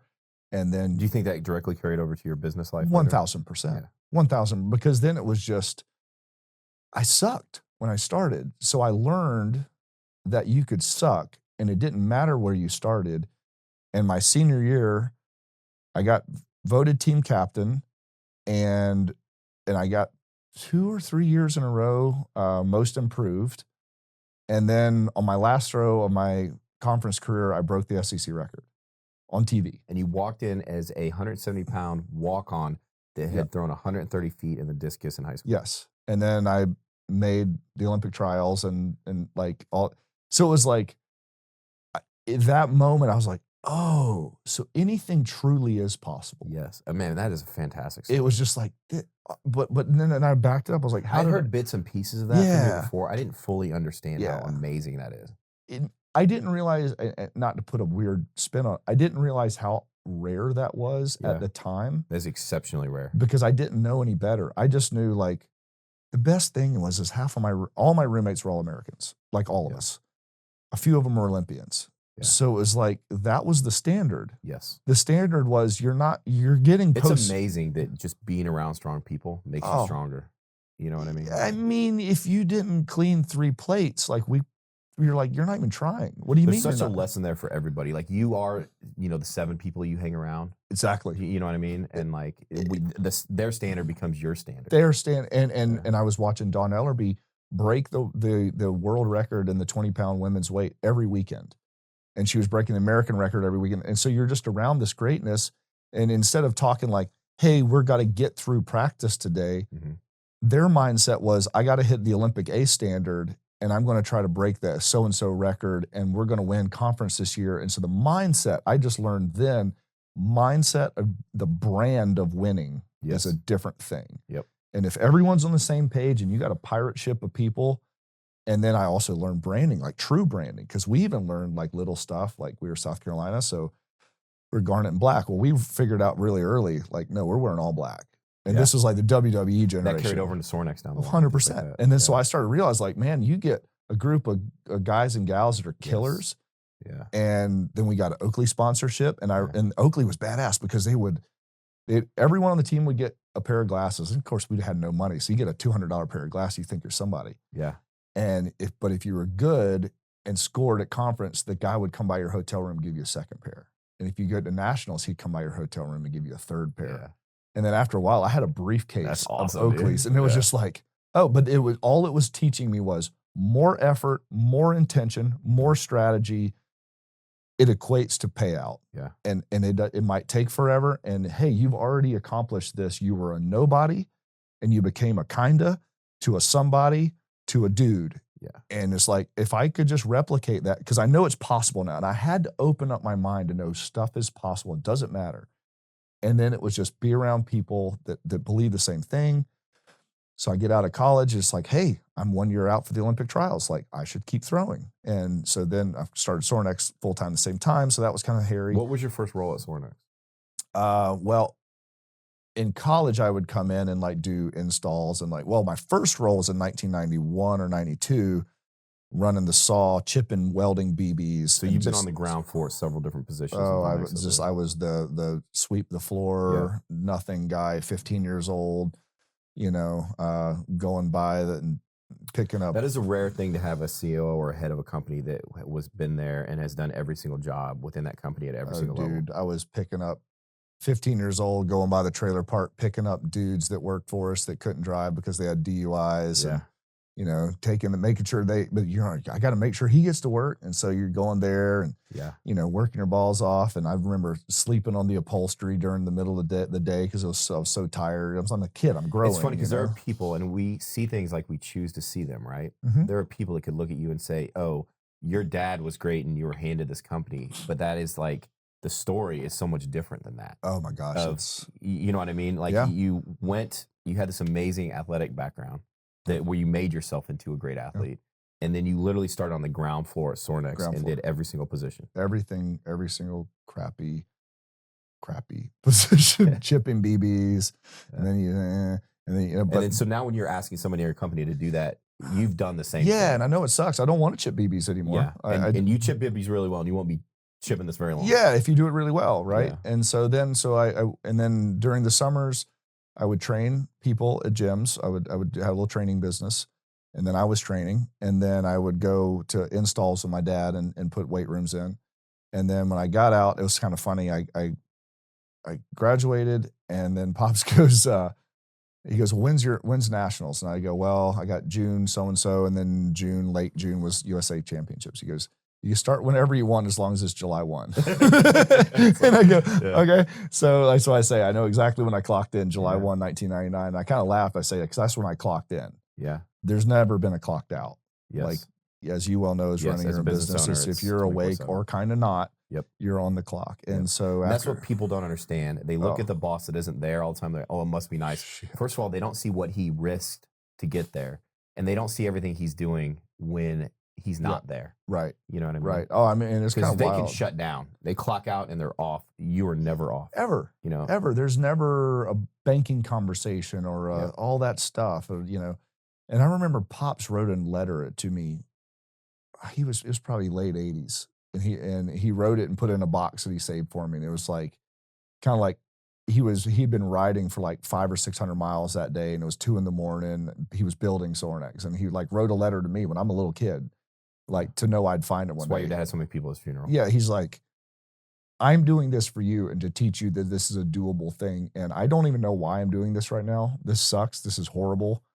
And hopefully one day this will all be worth it. This was like in the 80s. Wow. And I'm like, wow, the forethought. The intention to develop the next generation. The intention to realize, like, I know I don't want to go and try to stop by another cold call gym at 9 p.m. because the light's on. Yeah. But I'm going to walk in there and I'm going to do the dance and I'm going to figure it out and I'm going to fix their cable that isn't even mine because I'm going to build a friend off of it. And like, yeah, man, that is amazing. All that stuff. So that's kind of how people see the greatness. They don't see the road to greatness very often. Gosh, it's so, I've said it before, like, and that Pops and I talked about it. I was like, I honestly don't know if I could do it again.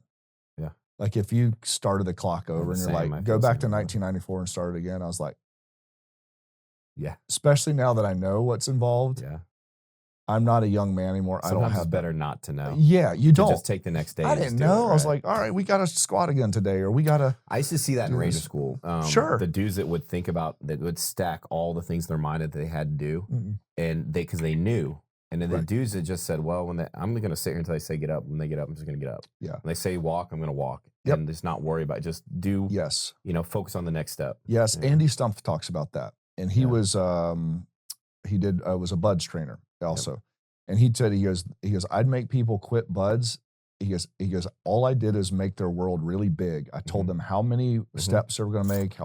I give them the whole story and they would break their mind. And he goes, how you make it through buds, which I always thought was cool. He goes, right, left, left. He goes, and realize they're going to feed you every 6 hours. Yep. It's like probably much like Ranger School, right? Yeah. So, I mean, nobody ever quits in the middle of something hard.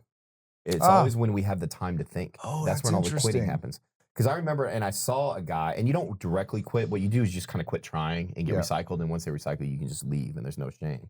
But we were eating. It was a nice day, and there was a breeze, and we had our boots off. And this didn't happen very often, where they'd give us time to eat, right? Yeah. It was a minute or two, and we actually had some time to eat. Okay. Right. And I'm comfortable. I'm enjoying the view. And there's a guy there's like, man, and then we're gonna have to start walking. We're gonna be out all night. And we're gonna walk 20 miles, and then we have 3 more weeks of this. And I'm like, dude, just eat your fucking meal, man. Like, what? Yeah, what and then I was like, oh, this dude is quitting right now. Yeah. And I was like, and then it was a moment for me because I was like, man, that's what I can't do. Yes. I can't think of it. All I have to think about is enjoying my meal. I actually had time to heat my MRE, which never happened in Ranger School. Right. And so I'd be grateful that I get a hot but MRE. You saw it as a plus versus I don't get this every day Instead, anymore. he was eating the same MRE, but his mind was filled with all these things he had to do, but he couldn't affect it in the moment. Yeah. And that's just like you said, if you knew what you were going to have to do, the process. If I knew the stress associated with the last 25 years. Yeah. I might have stayed being a teacher.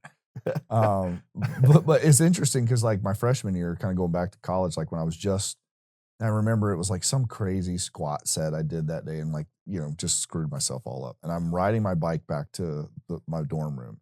I'm going up this hill and my legs just go and just lock up. And I literally just comedically just fall over in the grass. My butt's still on the seat. My feet are still on the pedals. My hands are still on and I just lay there and like kind of started crying. I'm like, my body's just effed.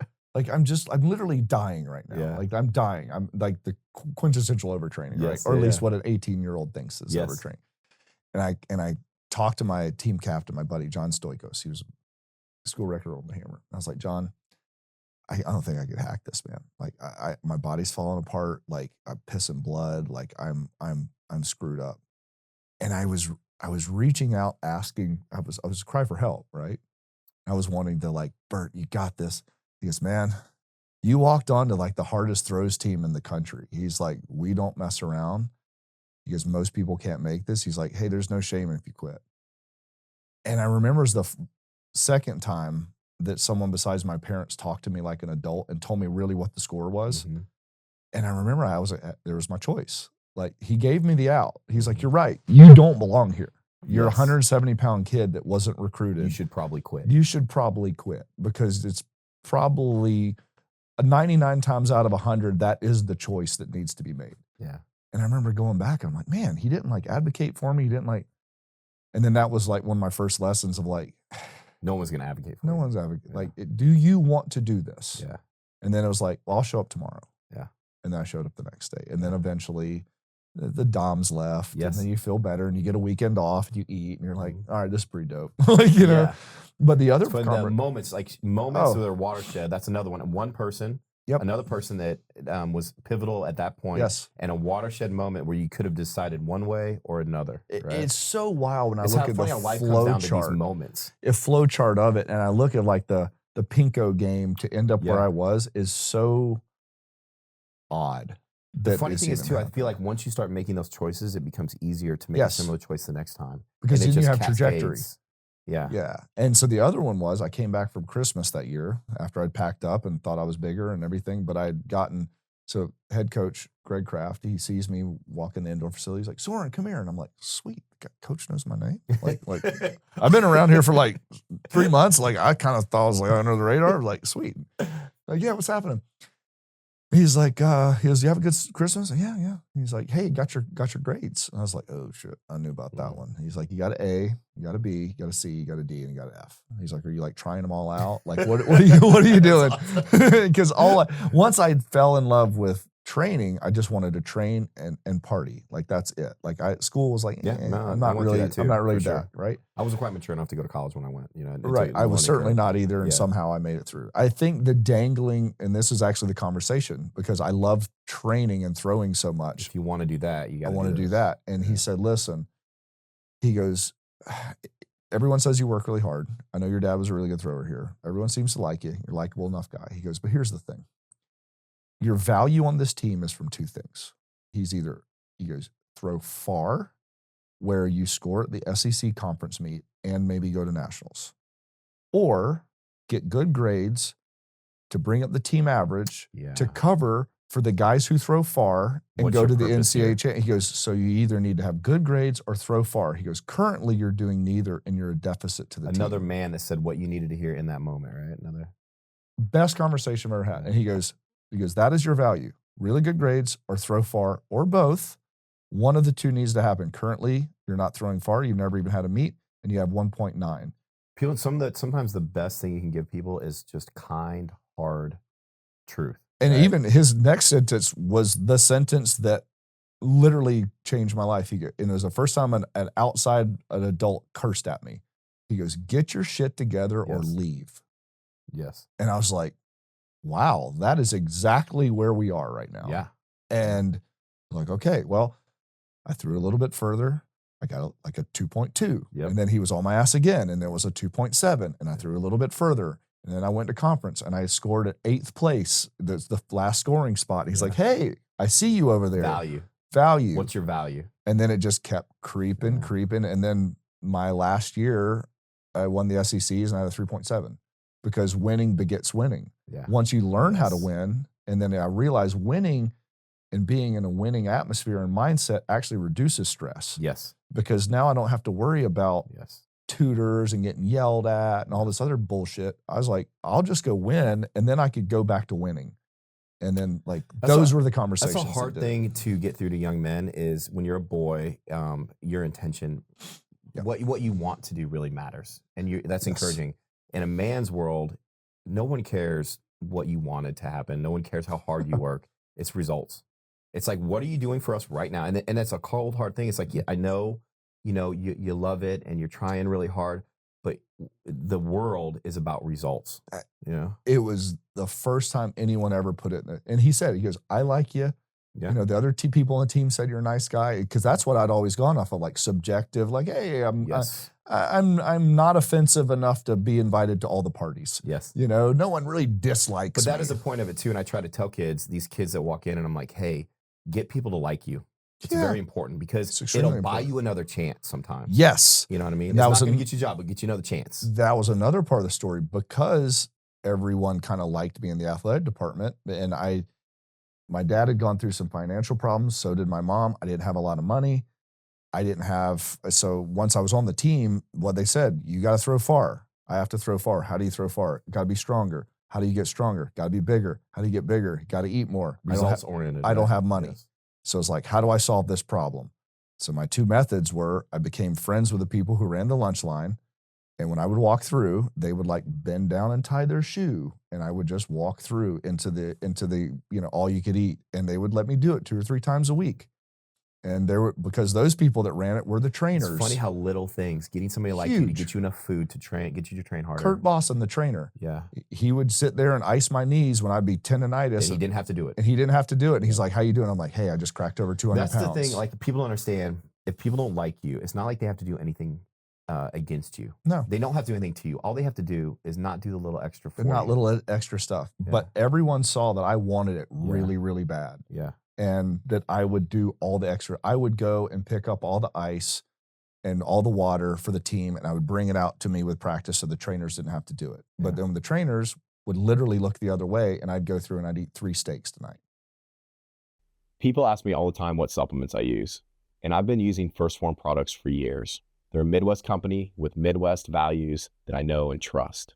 My favorite products right now are Enduraformance, their reds and greens, and I love their level 1 whey peaches and cream protein. If you're interested in trying them out, go to firstform.com/Judd. That's PHORM and Judd, JUDD, or click on the link in the show notes. You know what's really funny in Ranger School is the same way. Everybody pictures Rangers being these studs, and some of them are. But a lot of it is like, do you do that do you go out of your way to help a buddy? Sure. Because at some point in time, you're going to need their help to help you. 100%. And if they don't like you, all they have to do is not help you. All you have to, and then you're done. And then you're fucked. And they told us at the beginning that nobody gets through Ranger School by themselves. Mm-hmm. And that's the thing too. Like, Dix didn't make it through Ranger School, and it's not a popularity contest. Yes, it is, man. Yes, it is. You know, because life is a popularity contest. Yes. And it's like, and you're gonna be part of a team. Yep. Yeah. And other people give you generally the competitive advantage. Yes. And so that was when I started learning that, and that's a little bit of sales and stuff too. You're like, oh, how do I build a culture and a tribe of people that are pro Bert success? That it doesn't take much from them, but they know I'm going to give at least as much as they will, but all they got to do is give me a chance. Yeah. Like, give me a little extra of that and get, and then my second one, I called it free stuffing. I would go to all the fast food places. I had a rotation, and when they closed at 11 o'clock, I'd get there like 10:50. I'd sweet talk the girls behind the counter, and they'd give me all the fries and all the burgers before they threw them away. And I'm like, hey, you learned sales. You're like, hey, pretty good looking guy. I could talk to these girls. I could flirt a little bit. They're going to give me the stuff they're going to throw away anyway. And I just got an extra 1,500 calories before I went to bed. And people like, at certain points in time, everybody talks about eating perfect. And it's like at certain points in your life, you just need the calories, and that I got strong as balls off of just a lot of calories. Just calories. Yeah. Burgers, fries. But yeah, if you're, burning a crazy amount and you get 1,500 calories before you go to bed, you'll be really strong in the morning. Yeah, exactly. So those are the things but I had to like sit back. I was like, this is where I want to be. What is the path? What solutions do I have to do? And I can't care what anyone else do. My friends had full rides. That was not a stressor to them. Yes. They had a full meal plan.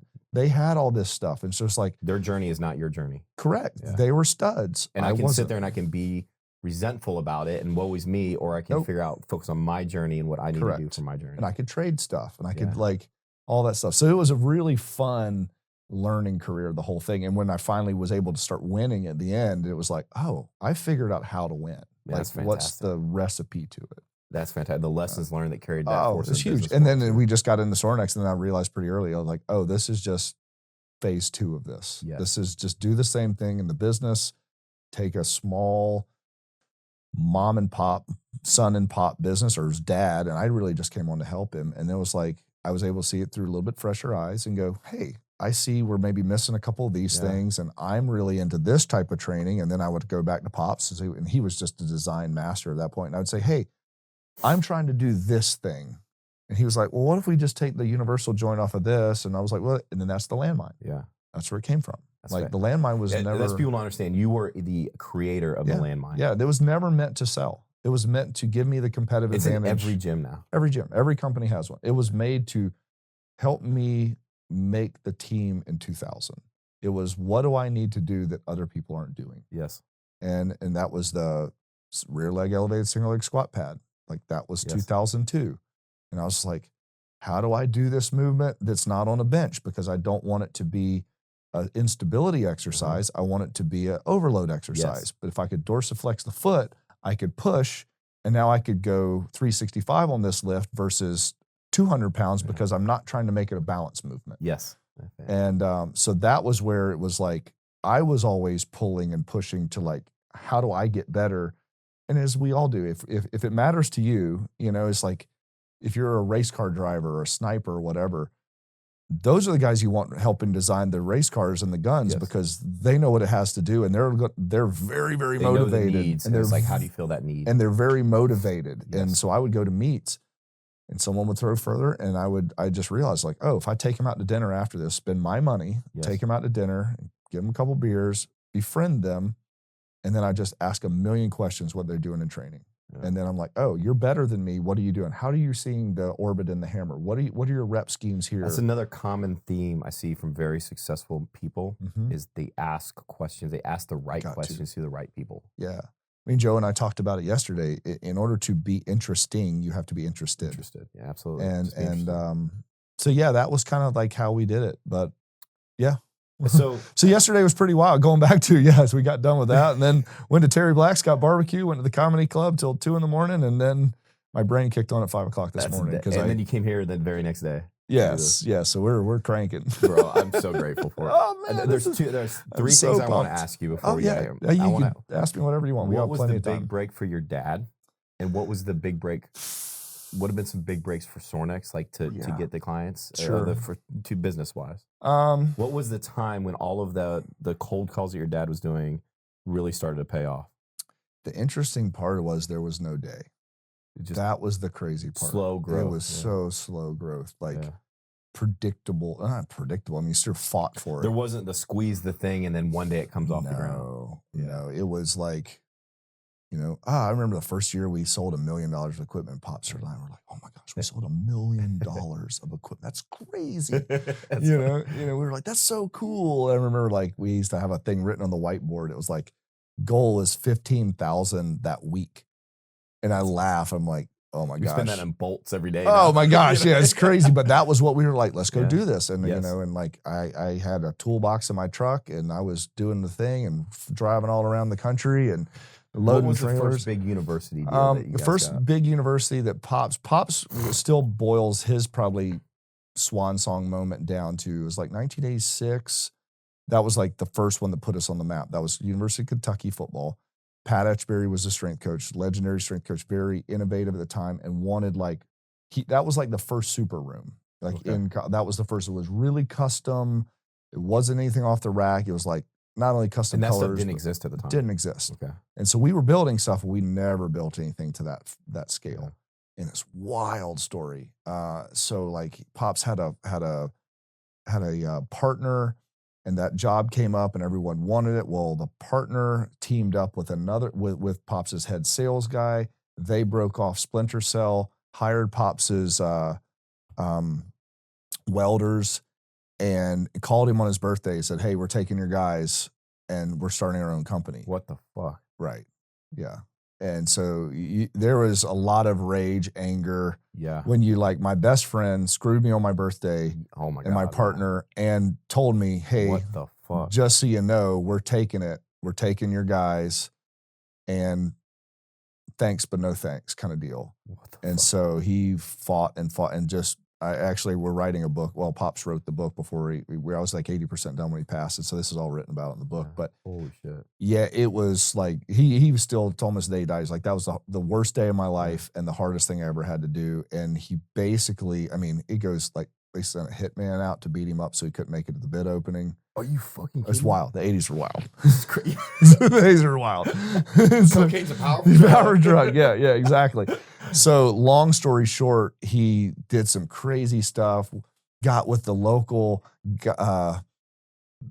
probably mobbed up guy that was local that owned some buildings. And so the really rich guy who was the partner gave Pops like, well, we'll do a buy sell on the building they own together, right? Well, Pops didn't have a pot to piss in, right? Yeah. So the guy's like, we'll do a buy sell. That means like he gets to name the price if you get to choose to buy or sell it. Okay. Well, if you name a really high price, well, then the other guy could say sell. So it's very advantageous to get it just right where that guy, it's a little out of his reach, but you get it at a really good deal. Exactly. So he put it at the deal was like, I don't know, 50 grand or whatever it was, because he knew Pops literally had like $3. Yes.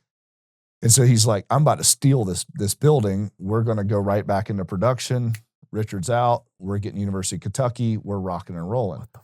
So Pops calls his man that he's friends with, that they were just friends because he ran a pizza restaurant and Pops was his first customer back in the day. Always be nice to people, help people out. The guy was starting out. He needed racks for all his pizzas. Pops built him for him. So he's like, hey, so-and-so, I got something. He's like, I need some money and I need to buy this building. And he goes, but do you need this building? He's like, yeah, I could use it. And he goes, but I'm going to sell it to you later that day. And then I'm going to lease it back from you. Yeah. And so the business guy who was trying to like put Pops out of it, he was like a shark business guy. And he thought Pops was just like this big, strong idiot. Let people underestimate. Yeah. And so he basically told him whatever for sale. And Pops like, all right, I'll buy it. And the guy was like, there's no way. And he bought it from him and then sold it. And then the money he made he did get an advance. He basically just said, I'm good for it. Yeah. Boom, boom, hit it and made enough money to buy the steel for Kentucky with the winnings, and then convinced most of his guys to come back, and they all just burned the midnight oil all the way up to like finally getting the job in under the wire. It was like straight movie thing. That's a crazy story. It was wild, man. but that was one of those like Holy no, shit. F you, we're actually going to fight. You're not taking anything from me. This is mine. Yeah. This is what we're going to do. And that was like what put us in like our big college. And then that room got all kinds of praise. And then University of Tennessee, a couple years later, they came to Pops and they said, well, we want what University of Kentucky had, but better. And he's like, there is nothing better. Like that's the state of the art. He goes, it needs to be better. And that was Bruno Pauletto, who was the head of the NSCA at one point after Boyd Epley, but then also started a company called Power Systems. So that was the CEO of that. And so they were friends. But anyway, we built Tennessee. And then out of Tennessee, you had a vat of, that became like, in the 90s, it was Nebraska and Tennessee were the two powerhouses that created strength coaches. Yes. So you had and you're talking about the Tommy Frazier era, the Peyton Manning era. Yeah, you had Tommy Moffitt came out of there, Aaron Osmus came out of there. It'd be like a bunch of legends in the strength world were at Tennessee. Well, we built the weight room that was their proving ground. So like that built our relationships within that world. So like that Kentucky, Tennessee, Pop still said he's like, that was the hardest thing I ever did and probably the most important thing. Man, that's a crazy backstory to the what it took for your first big break. You know what I mean? Everyone thinks it was handed to us, and it is so far from the truth. From the truth, it's ridiculous. So probably the thing I brought to the table was inventing and coming up with the rack and rig system in this current iteration, like a modular system. A modular system, and it was. I love the standardization of the equipment and how it. You know, people don't understand that wasn't a thing prior to 2007. It was a rack was whatever had holes in two frames. A lot of it was welded, and one day CrossFit was just starting to pop. And one of the girls that is at our gym, she was like, well, I wanted this pull-up rig thing. And everyone was welding together these monstrosity pull-up rigs, like some guy would weld them together. Yeah. I was like, that's such a dumb way to do it. Like, there has to be a better way to make a product that's like, that you can move around. And that's when the war was kicking off a lot. And I was like, man, we got to have something we could put on pallets that the guys in the sandbox could put together. Yeah. They can move, because I was hearing stories about they'd set up a gym and then they would move off of, then they were literally just buried in the sand. Holy shit. Yeah. And they were like, because all the rigs were just welded together as one rig that had to be transported as a rig. You got it. And so when I see Sorinex, I think of an Remo. As a kid, I played with the Rector sets. Yes. You can make anything with those things. Correct. Yeah. And one of Pops' favorite toys was Rectors. He had a vintage Rector set. He still has it in his office today. Yeah. And we would just play with stuff. Yeah. And so it's like, what if it was like a bigger Rector set with uprights, cross members, holes in all four directions, so it's infinitely customizable. Yep. And it was like, well, what if you had the pins? What if you, and I would just keep playing with it. And then one day I wrote down all the things that a rack needed to do, all the things that sucked about racks, and all the things that I wish racks could do on another planet. Like, what if you could hook on another thing like a jammer arm? What if you could hook on a landmine? What if you single leg squat? So I took like all of our products and I go, what if I made a version that was a module on a rack? And over a few months, I just sat there and screwed with it, and that's what we see as. So you were the one that introduced modularity to Sorinex. Yeah. So that's that. When that happened, that's when like it really started lifting off, and it gives it a cool look, man. Yeah. Like when you see those weight rooms with that It's a very recognizable Sorinex. Like you know it when you see it. Yeah. You know So it's cool. And when we first did it, people didn't like it. And it's functionality. It's a functional aesthetic. That was the thing. And people are like, I don't like it. It looks like Swiss cheese, has too many holes in it. I go, well, that's subjective. And you can just not like my shoes if you want to. But I would always push back and go, tell me how it's not better. And I will agree with you. I said, if you could, can you do this with your current racks? Well, no. I said, well, if that's on one hand and you don't like the looks of it, I said, then you have to rectify that. So what do you care more about, the look of your equipment, which is subjective, or winning games? That's kind of became the pitch. It was like, you could say that all you want. You know, I don't like the look of those shoes. Yeah, but they're faster and they have better traction. But they're cleats. But they're cleats, right? But they're not dance shoes. Yeah. And so eventually a few teams got it, and then the aesthetic started kind of pouring in where people were like okay with seeing it. Yeah. And now it's like you don't walk in a weight room that doesn't have it, because that is the way racks are done. Well, prior to 2007, it wasn't. Yeah. And so that's why I love architecture nowadays, because it's like there's a beauty in functionality. Yes. You know what I mean? Yes. That's not ornate. Yes. And so like that's probably and then that helped. That really is when we started taking off, and it kind of created the rack accessories market. Yeah. There was no rack accessories market. There was nothing. There was a rack, and then there was other shit. Yeah. And so there's a part of me that, you know, has a little bit of I don't want to say pride, but maybe it's pride, but of like, hey, going back to, we always want to be relevant. And so now it's like, you know what? If I stop today, Sorinex will always occupy a space on the timeline of relevancy of the world, because I know we truly put something out there. I know my hands put something out there that changed the strength world for a period of time. And there's going to be things that come after and better and whatever. But things will be built off of that too. Things will be built up. And it's like, okay, if I've retired today, I'm okay with it. Yeah. No, I don't want to, because I still like the game, and I like what's the next X factor, right? But that was like, okay. And the neat part was it worked, and we were able to build the business more so, and that kind of like a branding option. And so those are kind of like the two. It's almost like that first 5-year period that hit it, and then like at year 17, there's another bump. And we kind of, I think I watched it one day. It was like major things were happening about every 10 years, and they kind of like oscillate. So it's been very interesting. One thing I love about you, and I think we kind of share this, is that you know, you're very innovative, right? But you don't hate on things that came before. You don't hate on different ways to do things. Like, you know, you are big on thinking outside the box and rotational movement and torque, but you still honor, just by the museum that you carry in your facility, the traditional barbell movements. Oh yeah. That, you know, it's not like we need to scrap everything that came before.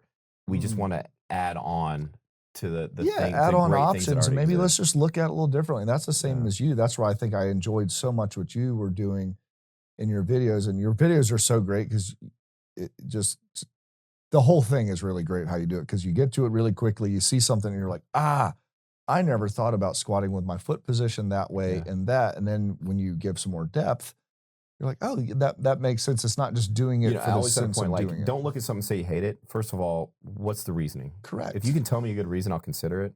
You know what I mean? And or tell me a good reason why I shouldn't do it. Yeah, tell me why I'm not. Yeah. And so I appreciate that, because I see a lot of the same thing with you, and there's white space everywhere.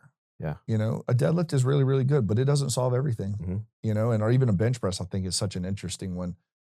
Who's to say a bench press in its current iteration, what we consider a bench press, is the best? You know why the bench press, the bar stops at your chest? So you don't crush your head, right? Well, because it can't go any further. Right.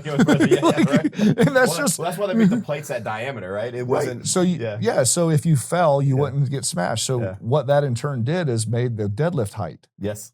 Well, is that the right deadlift height? Yeah, exactly. I always tell those people, like, why is that the right deadlift? You know, what's standard, and why was standard created as the standard? It was based on so people didn't crush their heads. What does that have to do with a deadlift? It's safety. It's not necessary. You're exactly. And what if this guy has longer femurs? What's it like? Be open to something being a little different than you currently think. And I love it to point out to people, like, people think the barbell is simple. It's like the barbell is an ingenious invention to let us. They think the barbell is natural, and it's like, no, it's not natural, but that's a good thing, because it's a small, perfect diameter for our hands. It spins, so you can keep it close to your body. allow you to create this overload that you can't create with other implements. Yes. So the barbell is great because it isn't simple. It's actually an ingenious invention. You're exactly right. It's one of the most ingenious tools of all time. And if you look at technological advancements, here's the neat thing. Strength and conditioning, specifically equipment design, and even application thereof, is a weird industry. Because in every industry, what is technology there for? To make work easier. Mm-hmm. The bad part is the one industry that easy work makes it less effective is strength and conditioning. Yep. We get strong from inefficient work. Yes. So it's weird. There's always like this weird lag technologically in strength and conditioning because you could F it up by making it too efficient. Yes. And in fact, you always will F it up by making it too efficient, right? It's like, I think Dan John said, you want to get in shape, ride your bike. You want to get more in shape, let the air out the tires. Yeah. And it was like. I always noticed I got in really good shape from swimming because I was a poor swimmer. Right. So swimming was a great way for me to get in shape. And then, like these fat people, they could just swim for days. I'm like, nah, I'm fucking struggling. Yeah. But at the end, I'm like getting in better shape. Yeah, exactly. So, but you're exactly right. And then, so when you start looking at like, I love how you and I have had the philosophical discussions of free weights ain't free. Mm-hmm. And, at times, a machine is the answer. Yes. And just with force vectors and intent of pushing or pulling. And I think when you could truly understand that, then the technological advances go into application of how do you remove as many potential negative feedbacks and stressors, maximize the good stuff, minimize the safety concerns, maximize the management and accountability. Yes. Like that's the art to the Not thing. right or wrong, optimal, suboptimal. You got and it. then contextual, right? Yes. Yeah. And if people would kind of like get off their high horse and just realize that's what it is. It just frustrates me when people say things like, you're just not seeing the whole picture. I understand. This is what you understand. Yeah. And you just don't see the whole picture. Right. And shoot holes in your own ideas and see if it holds up. Absolutely. And so that's kind of where we've been at. And like, it's Sorinex. That's where I've attempted to look at the industry differently. One of my goals was to change the industry from the inside, was to maybe put a little bit more thoughtful and efficient and through innovation training. One of the things that speaks volumes is like in Summer Strong, when you boil it down, you're an equipment company. Right? Yes. And the fact that you can attract the best minds in the world to an event as a fitness company speaks volumes about what you bring and what you've changed in the industry, and that people see that. Yeah. You know what I mean? Other fitness companies they're not drawing the same quality of minds to an event. I don't know why that is. I just think it comes with the intent that you spoke of. Yeah. You want to leave an impact on something, and you're selling stuff to leave an impact. Yes. You know what I mean? Yeah. And people are always the answer, right? That's right. People are always the answer. It's the coach, the athlete, That's right. the intent, the steel has no intent. It boils down to being service driven. Yes. You're trying to serve people. Yes. Yeah. And celebrating them. Yeah. And going back to, I was an only child. Pops was an only child. We wanted a tribe of like-minded people. We wanted brothers and sisters. Yes. We wanted to celebrate with someone. When Pops was lifting in his basement by himself, why is he good at deadlifting? Because he had low ceilings. He couldn't do clean and jerks. That's awesome. He could clean a lot, Yeah. and he would jerk from his knees. He would get on his knees and do push jerks. Yeah. And That's crazy. That's awesome. then he would deadlift like crazy because he was like, I could stand up all the way. That's crazy. Yeah, he deadlifted 500 pounds at 14 or 15 years old. That's insane. Like As a tall dude. as a tall dude. That's insane. He deadlifted 500 pounds for 49 straight years.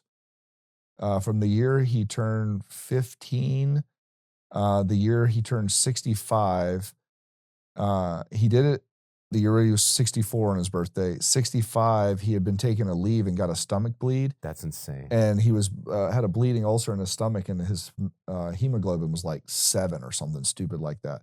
And he kept he was all white. He kept almost passing out. Like, what's going on? He went to the doctor. They're like, hey, that you were even driving is actually really dangerous. So we got to fix this stomach bleed and everything. And I remember we were at Summer Strong 8 or 9, and he was sitting there, and he was like, he was going to do the 500-pound deadlift like he did every year. And he looked at me. He got to about 420 or 430. He looked at me. He's like, Bert, I don't got it. He was like, like looking out of his ear hole.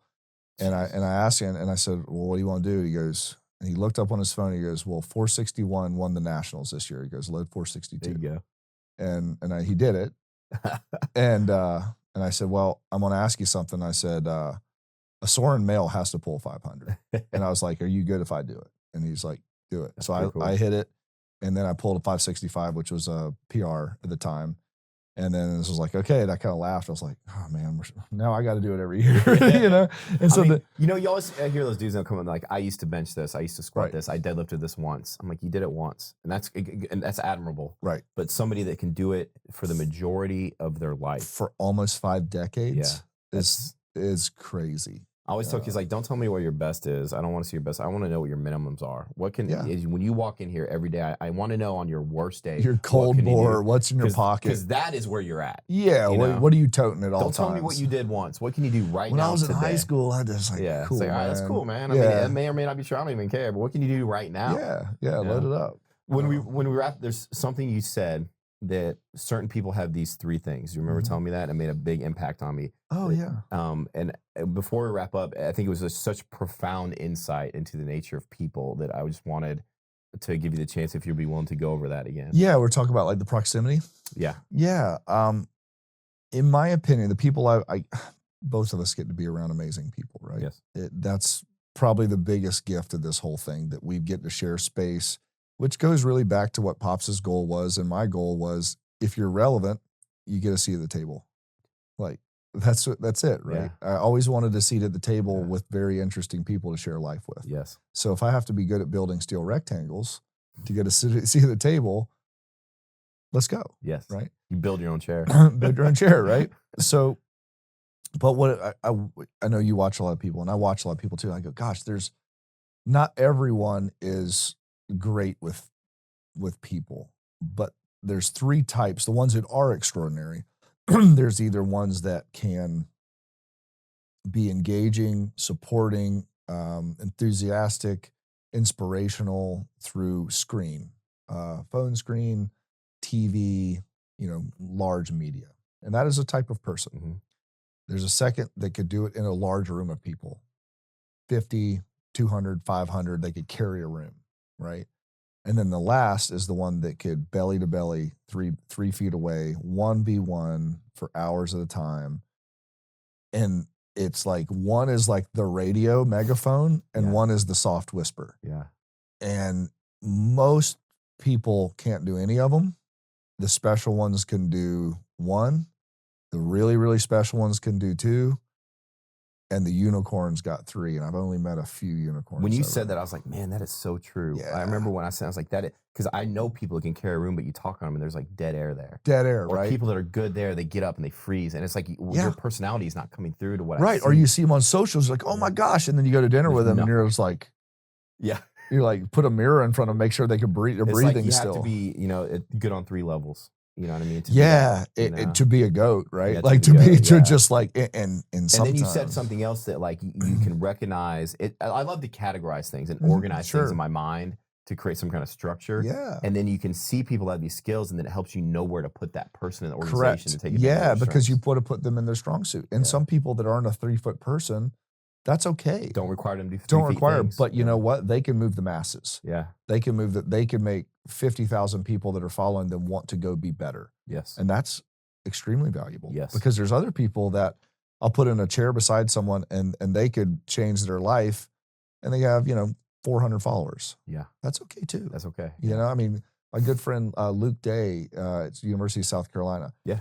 And Chip Morton. Yeah. So they're so interesting because you have these 2 powerhouses. Luke is a megaphone. Chip is a quiet whisper. Yeah. And that is one of their strong suits and one of their secret weapons on the team, because they'll talk back channel, and Luke is like this soundbite magician. Yeah. Like it's how he words things, and I love calling him because I get so excited because how he sees the world. Yeah. And then when something happens or someone, the kid will slide over and Chip's talking to him very quietly, and he makes sure he's understood. And you're like, oh, this is how this works. And Yeah. it's like a really neat, like quarterback and receiver Yeah. working together. And you're like, oh, you're serving every person in the room by this duality. But the reality is, So people that may not know, Chip Morton is a strength and conditioning legend. Decades in the NFL and now Oh in yeah. college. And the most unassuming man you've ever and met. the beautiful part of it is he's the assistant at South Carolina, and he's anything but the assistant. Yes. And which was even a bigger piece, he was Luke's mentor. Yeah. And so when Luke got the job, the first thing he said is, I'm bringing this legendary coach out of the NFL, and I'm going to hire him as my first assistant. He's an author, published author several times over. Oh yeah, he's a beast. I remember, and this is another lesson learned, is I remember when I went to Summer Strong, Chip was like sitting in front of me, and I knew the name, but I didn't know the face. You know? And I was like, Chip Morton, how do I know that name? Like, and it was bothering me. And then every presenter that came up there, he was taking notes. If there's anybody in this room that doesn't need to be taking notes, it's this guy. It's that guy. And he's like, but he still will humble himself and like, maybe there's something I can learn from this person. Yes. And when I realized, when it dawned on me who he was, I was like, holy shit, that's Chip Morton, the legendary NFL strength coach. And this guy is sitting here, front row, taking notes of me, like who can't hold a candle to what this guy has accomplished. And it's just like another lesson learned, lifelong learner, humble yourself, like know that you can learn something from everybody. Yes, you know? Absolutely. And the best ones do it. The Benny Wiley is always, when he comes, he's there locked in. Gunnar Peterson, always on the front row. Same, man. Always on the front row. Yeah. Jen Wiederstrom, generally always on the front row, right beside Gunnar. And you're like, oh, you guys are pros. Like, this is what you do. This is what a professional looks and like. you're not sitting back in the green room. You're not outside jacking around. It's like, no. The minute you think you know everything is the minute you stop learning. Oh. You know what I mean? Oh, and when you have people that could write the book and have written the book on it and they're still learning. Yeah.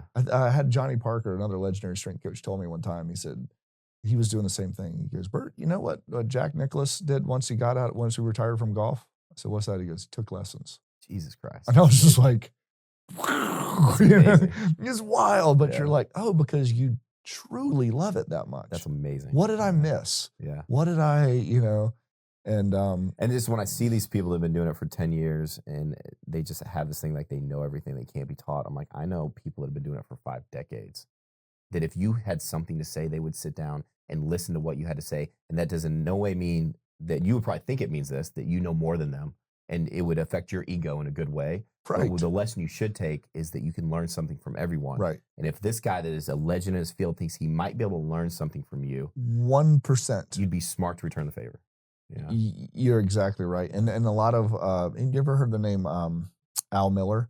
So Al Miller is a legend as well. And I was 22, 23 years old that first year out of college, and I would go deliver stuff to the Atlanta Falcons. He was a coach down there, and he'd had multiple Super Bowl rings and just one of the GOAT early guys. And he would always ask, Bert, how's your training going? And I would tell him, he goes, well, why are you doing that? And I realized he was helping me by auditing my stuff, but he was also learning himself. Yeah. And then after a while, he goes, let me show you something. He would walk over there and he would show me. And it was like, it was this little dance. Yeah. And if I showed him respect, he would show me respect. Yeah. And if I was the young buck who would stick around and ask the old man questions, he would be there all day with me. And I made so many improvements in the industry, in my own training, because I listened to a 60-year-old man that no one was really talking about, that was in Flowery Branch, Georgia. And I would make it a point to, if I delivered his equipment, I'd deliver it early in the morning. So I had time to be there all afternoon so I could get home. But it was like, you have to be intentional about that. Yes. Because this is Yoda I get to go talk to. Absolutely. You don't blow through that. To see one. those opportunities and appreciate them. Oh. And like, it's such a gift when people like that are willing to invest time in you, especially somebody that at the time is a nobody. Yeah. And to give that gift of investing their time into people that turn their nose up at it. And another thing too is like you brought up respect. It's like, people think respect is something you give up, to people that are higher than you or that deserve your respect. And every great coach and mentor I've ever seen, they can be stern or grumpy, of course, but they always treat everyone with a respect. Sure. Right? You know what I mean? Absolutely. Because how are you attempting to coach anyone if you're going to disrespect them? They're not going to listen to you either. They're not going to listen to you. They're going to shut down. But how do you even know, like, am I arming this person to be confident ever? Yeah. If I'm teaching them that they have no chance. Yeah. And gosh, I've certainly been surprised by people. I've had one kid one year. It was a guy, Kerry Ryan. Never forget. He'd thrown like 55 meters, which was it was good. I was like a 67 guy, and he saw me at a meet, and he didn't have a coach at the time, and he emails me early days like Hotmail, and he's like, "Hey, what?" And he sends me videos. I'm like, "Oh, this cute little guy, Kerry. Like, yeah, like cool, man. I'll help you out." And I was emailing him back and forth, and he was like, "Man, Mr. Bert, thank you thanks so much. I really appreciate you helping out." We went down to Florida Relays that next spring, and he whipped my ass. He went up 11 meters in a year, and he beat me like by a meter or two. I'm like, where did that guy come? And then he was like a national level dude. Yeah. And I was like, oh, he was okay asking the questions, Yes. actually listened to what we said. He kept digging, kept doing the work. He didn't sit there and wonder how good he was every day. He just did the work. Yeah. And he showed up and surprised everyone. And it was a lesson to me of like, man, don't underestimate anybody. Yes, like that guy was a dude I didn't think was in my league. People would probably say the same thing about you, right? When you walked on South Carolina as a walk-on, 170 pounds. Yeah, he's a cute little guy, came over and like little skinny guy, looks like a pole vaulter. Yeah. Cool. And that was the best part. Like I always considered when I was competing, I always told myself I was the apple cart guy. Like my goal was to break up the apple cart. And it was a very aggressive way to look at it. Like I hate to even say it. My job, in my opinion, because I was like, my job was for somebody to have to call their girlfriend or their mom and literally say, I don't know, the Sorin kid came out of nowhere and he beat me. Yeah. I don't know. I thought I was going to get third. I ended up getting fifth. Well, who beat you? I don't know. The Sorin kid came out of nowhere. And I would thrive on that. I was like, if the apple cart is this, I don't have to win. I just have to over compete. Yes. If I'm supposed to get fifth, get at least fourth. If I'm supposed to get third, get top two.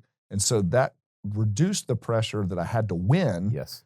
It was, you just have to overperform. Yes. And if I overperform, which means more than what the expectation level is, I could do that pretty repetitively, and you start creating a brand. And that's something they can carry forward if you are a winner getting first every time. Of course. That you're, even if you still win, but did you underperform? Correct. Right. And so just overperform. Perform at least, if your expectation, this is where my goal was in business and with my guys.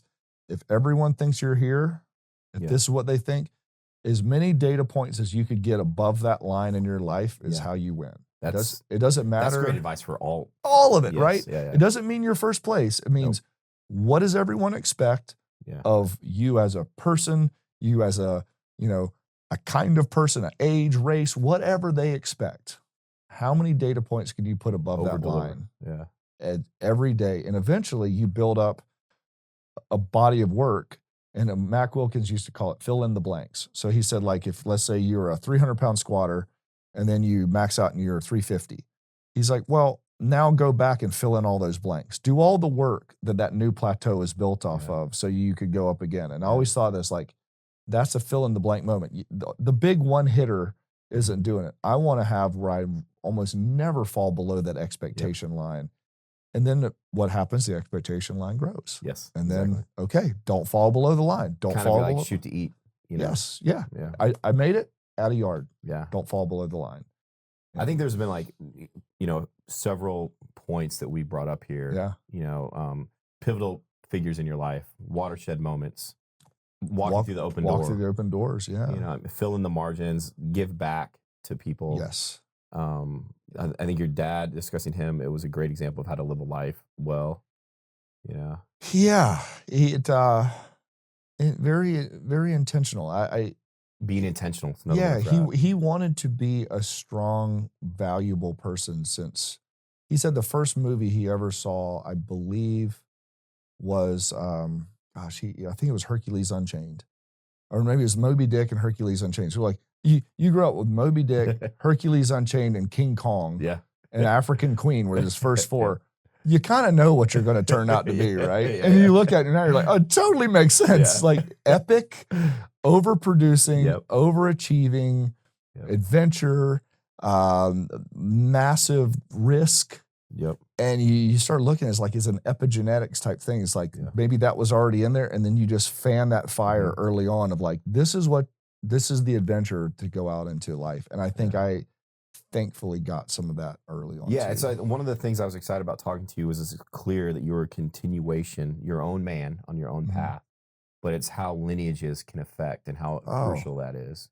Yeah, and I think if you don't see it that you're I guess what to quote Prefontaine, you're sacrificing the gift. You're sacrificing the gift of that lineage, the people that, oh, Bert, you're blah, blah. Man, I'm standing on Richard Sorin's shoulders, and he's standing on shoulders and and the best I could hope to do is give a great vantage point for my kids and my team and, and those who interface, like, even if you don't work for us or whatever, it's like, I tell my guys, girls, everyone that works for me, especially in the sales solutions side. So I need 4 things. I need you to do 4 things and do them really, really well. Those 4 things have been for the last 15 years. Perpetuate and show and live the Sorinex brand and ethos.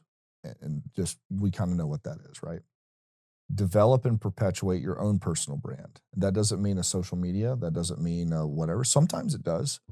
But it means, what is your personal brand, i.e., what do people think about you because of, a brand is 1,000 infinitesimal little points that builds up to, this is how I think about you. Are you a guy that is trustworthy? Do you call right back? Do you solve problems? Are you drama? Like, build your brand. The next one is learn something. Anytime you talk to someone, whether it's the phone, whether it's a delivery driver, whether it's learn something.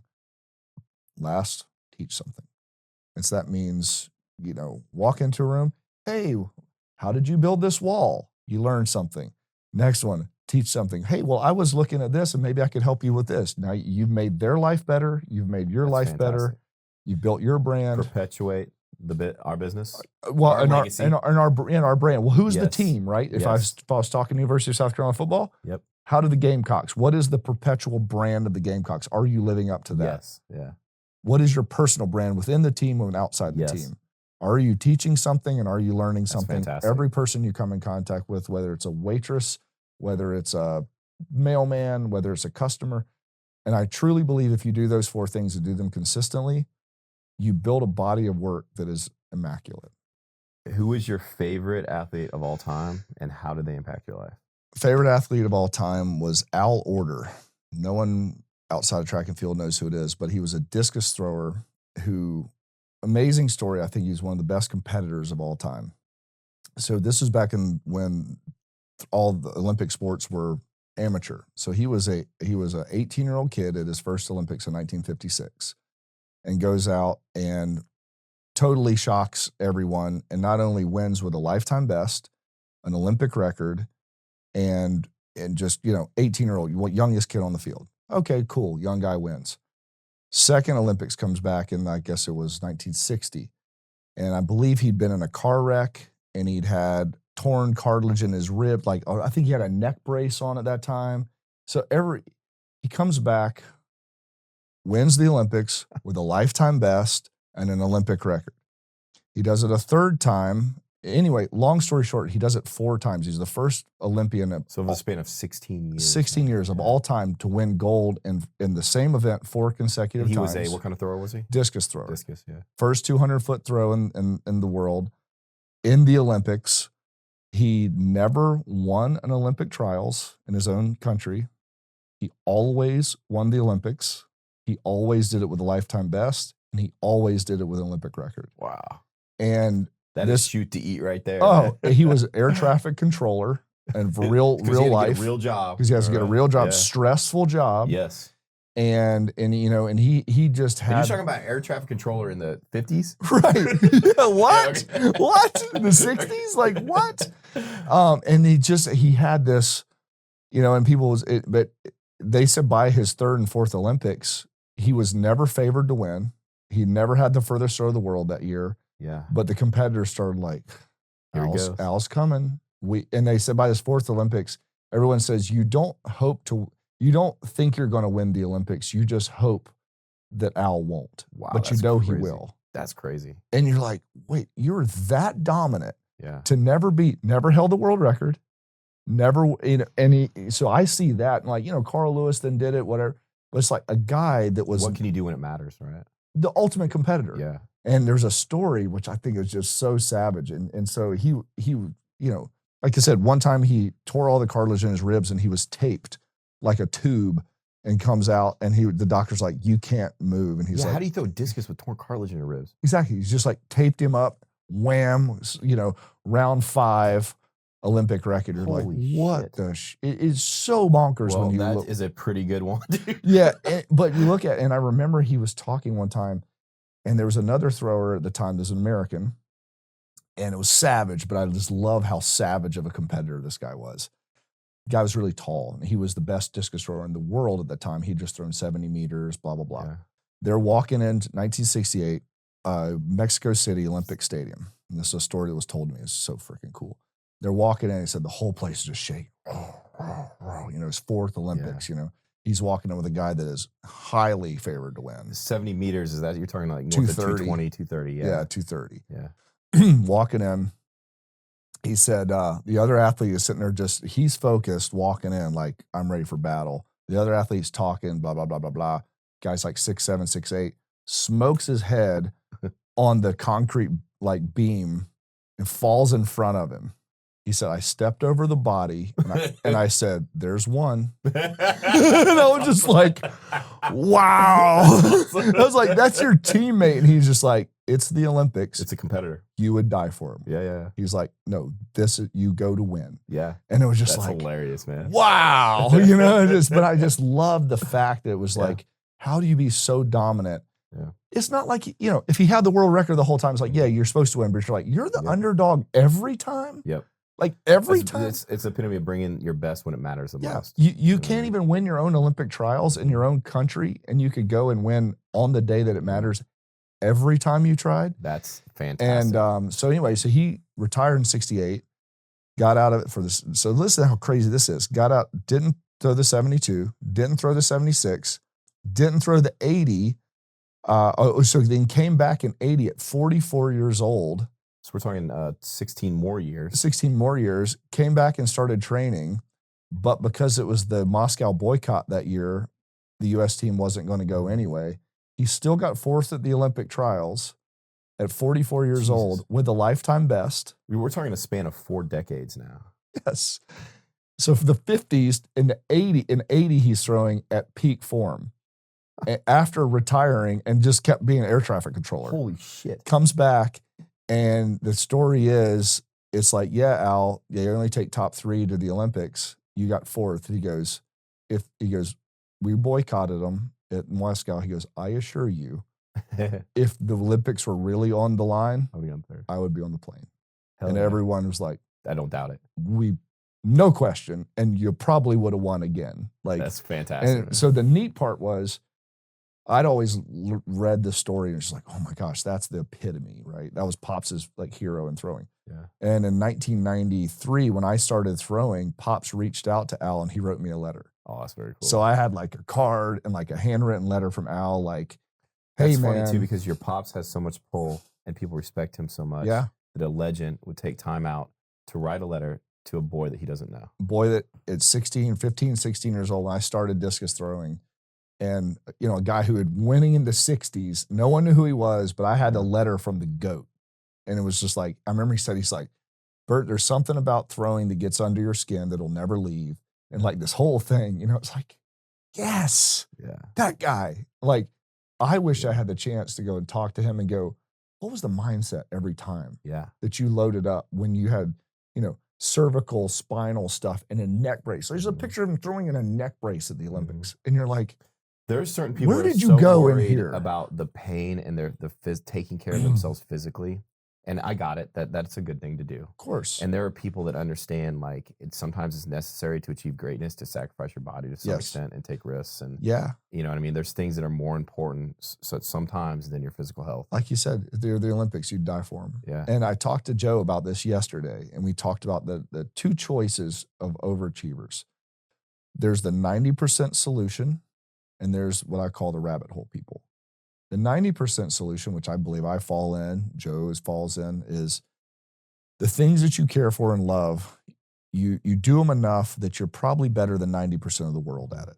And I told Joe, I was like, Joe, I said, you probably shoot a bow better than 90% of the world. You probably fight better than 90% of the world. Obviously, you're number one GOAT in the podcast world. Like, so that has so many 90%ers. And I said, kind of the same for me. Like, the things I really care about, I'd argue that I'm 90%. I was like, but those rabbit hole dudes that are singularly focused, and they get down so far down the rabbit hole that they don't see daylight anymore, and they lose themselves in that whole underworld of like, the people that could do that and be okay with not ever having balance in life again.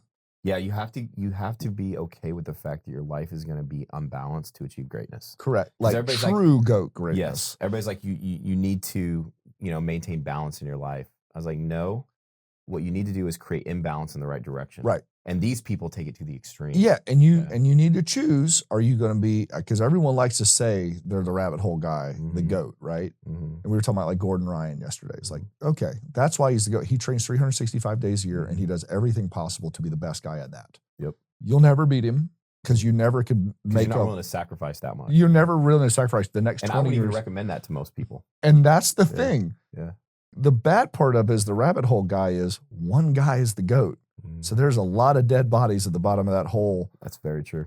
That sacrificed a lot of stuff in their life and didn't have the wife and the kids and the family and the business and the social and I do 5 other things because they're really, you didn't get into elk hunting or didn't get into podcasting because I have to be. You didn't live a full life. You didn't live the full life. So it's really interesting. I'm grateful for you because you showed everybody what's possible. Yes. Yeah. You're still Yoda that we will go in the Dagobah forest to talk to, and we'll write books. And we'll write books about you. Yes. But no one really wants to be you. No. Because. And you say you do, but do you really? Because do you understand fully what that entails? Everyone likes saying they do. I want to be the GOAT. No, what does that really take? That means wipe all this other stuff away. And so I've chosen, I'll be a 90% solution guy because I want a balanced ride out of this life. I completely agree. And I want to do a whole lot of stuff higher than those data points show that I should do it. Of the things I care about, I wanted the things I care about. Those data points to be high. A lot of different trades. Yeah, as long as you're like now 50%, I'm not down with that. Yeah, exactly. Average still does not entertain me at all. And there's some people that average is cool. So that's what I say. Like the 2 levels that people should go for, in my opinion, are that. And I don't really fully know if I could endorse going after the rabbit hole. I would never suggest somebody do that. Right. But if they're going to do it, they're going to do it no matter what you say. Correct. Those are the ones that have it in them. And they're like probably where Owl Order was. No, I'm going to do this. Yeah. Period. End of story. Yeah. And you're like, well, that's why he's been dead for 20 years. I still want to spend time You with see him. people that are the greatest that ever existed. They're almost always broken down and have sad life stories. Yes. But I'm still grateful for that person for what they gave to the world. Correct. You know what I mean? And you got to give them their flowers later because you realize that they gave away all the other flowers to get there. And it should teach us all what it really takes to even be really good at something. Right. You know and how rare that is. Like a Ronnie Coleman, you look at him like, boy, they're always broken down. Always broken. Yeah. Whether it be physically, mentally, emotionally, financially, spiritually, socially. It's just funny too, like everything that we do on a good level is very good for us, but to be really great at something, it has to not be good for you. If you want to be the best ultra endurance runner, if you want to be the strongest man that ever lived, that's not going to be good for your health. No. And it's not like I'm saying you shouldn't do it, but just know, if you want to be the best, it's not going to be good for you. You will lose, like I said, with the rabbit hole, you'll lose daylight. Yeah. That is another great analogy.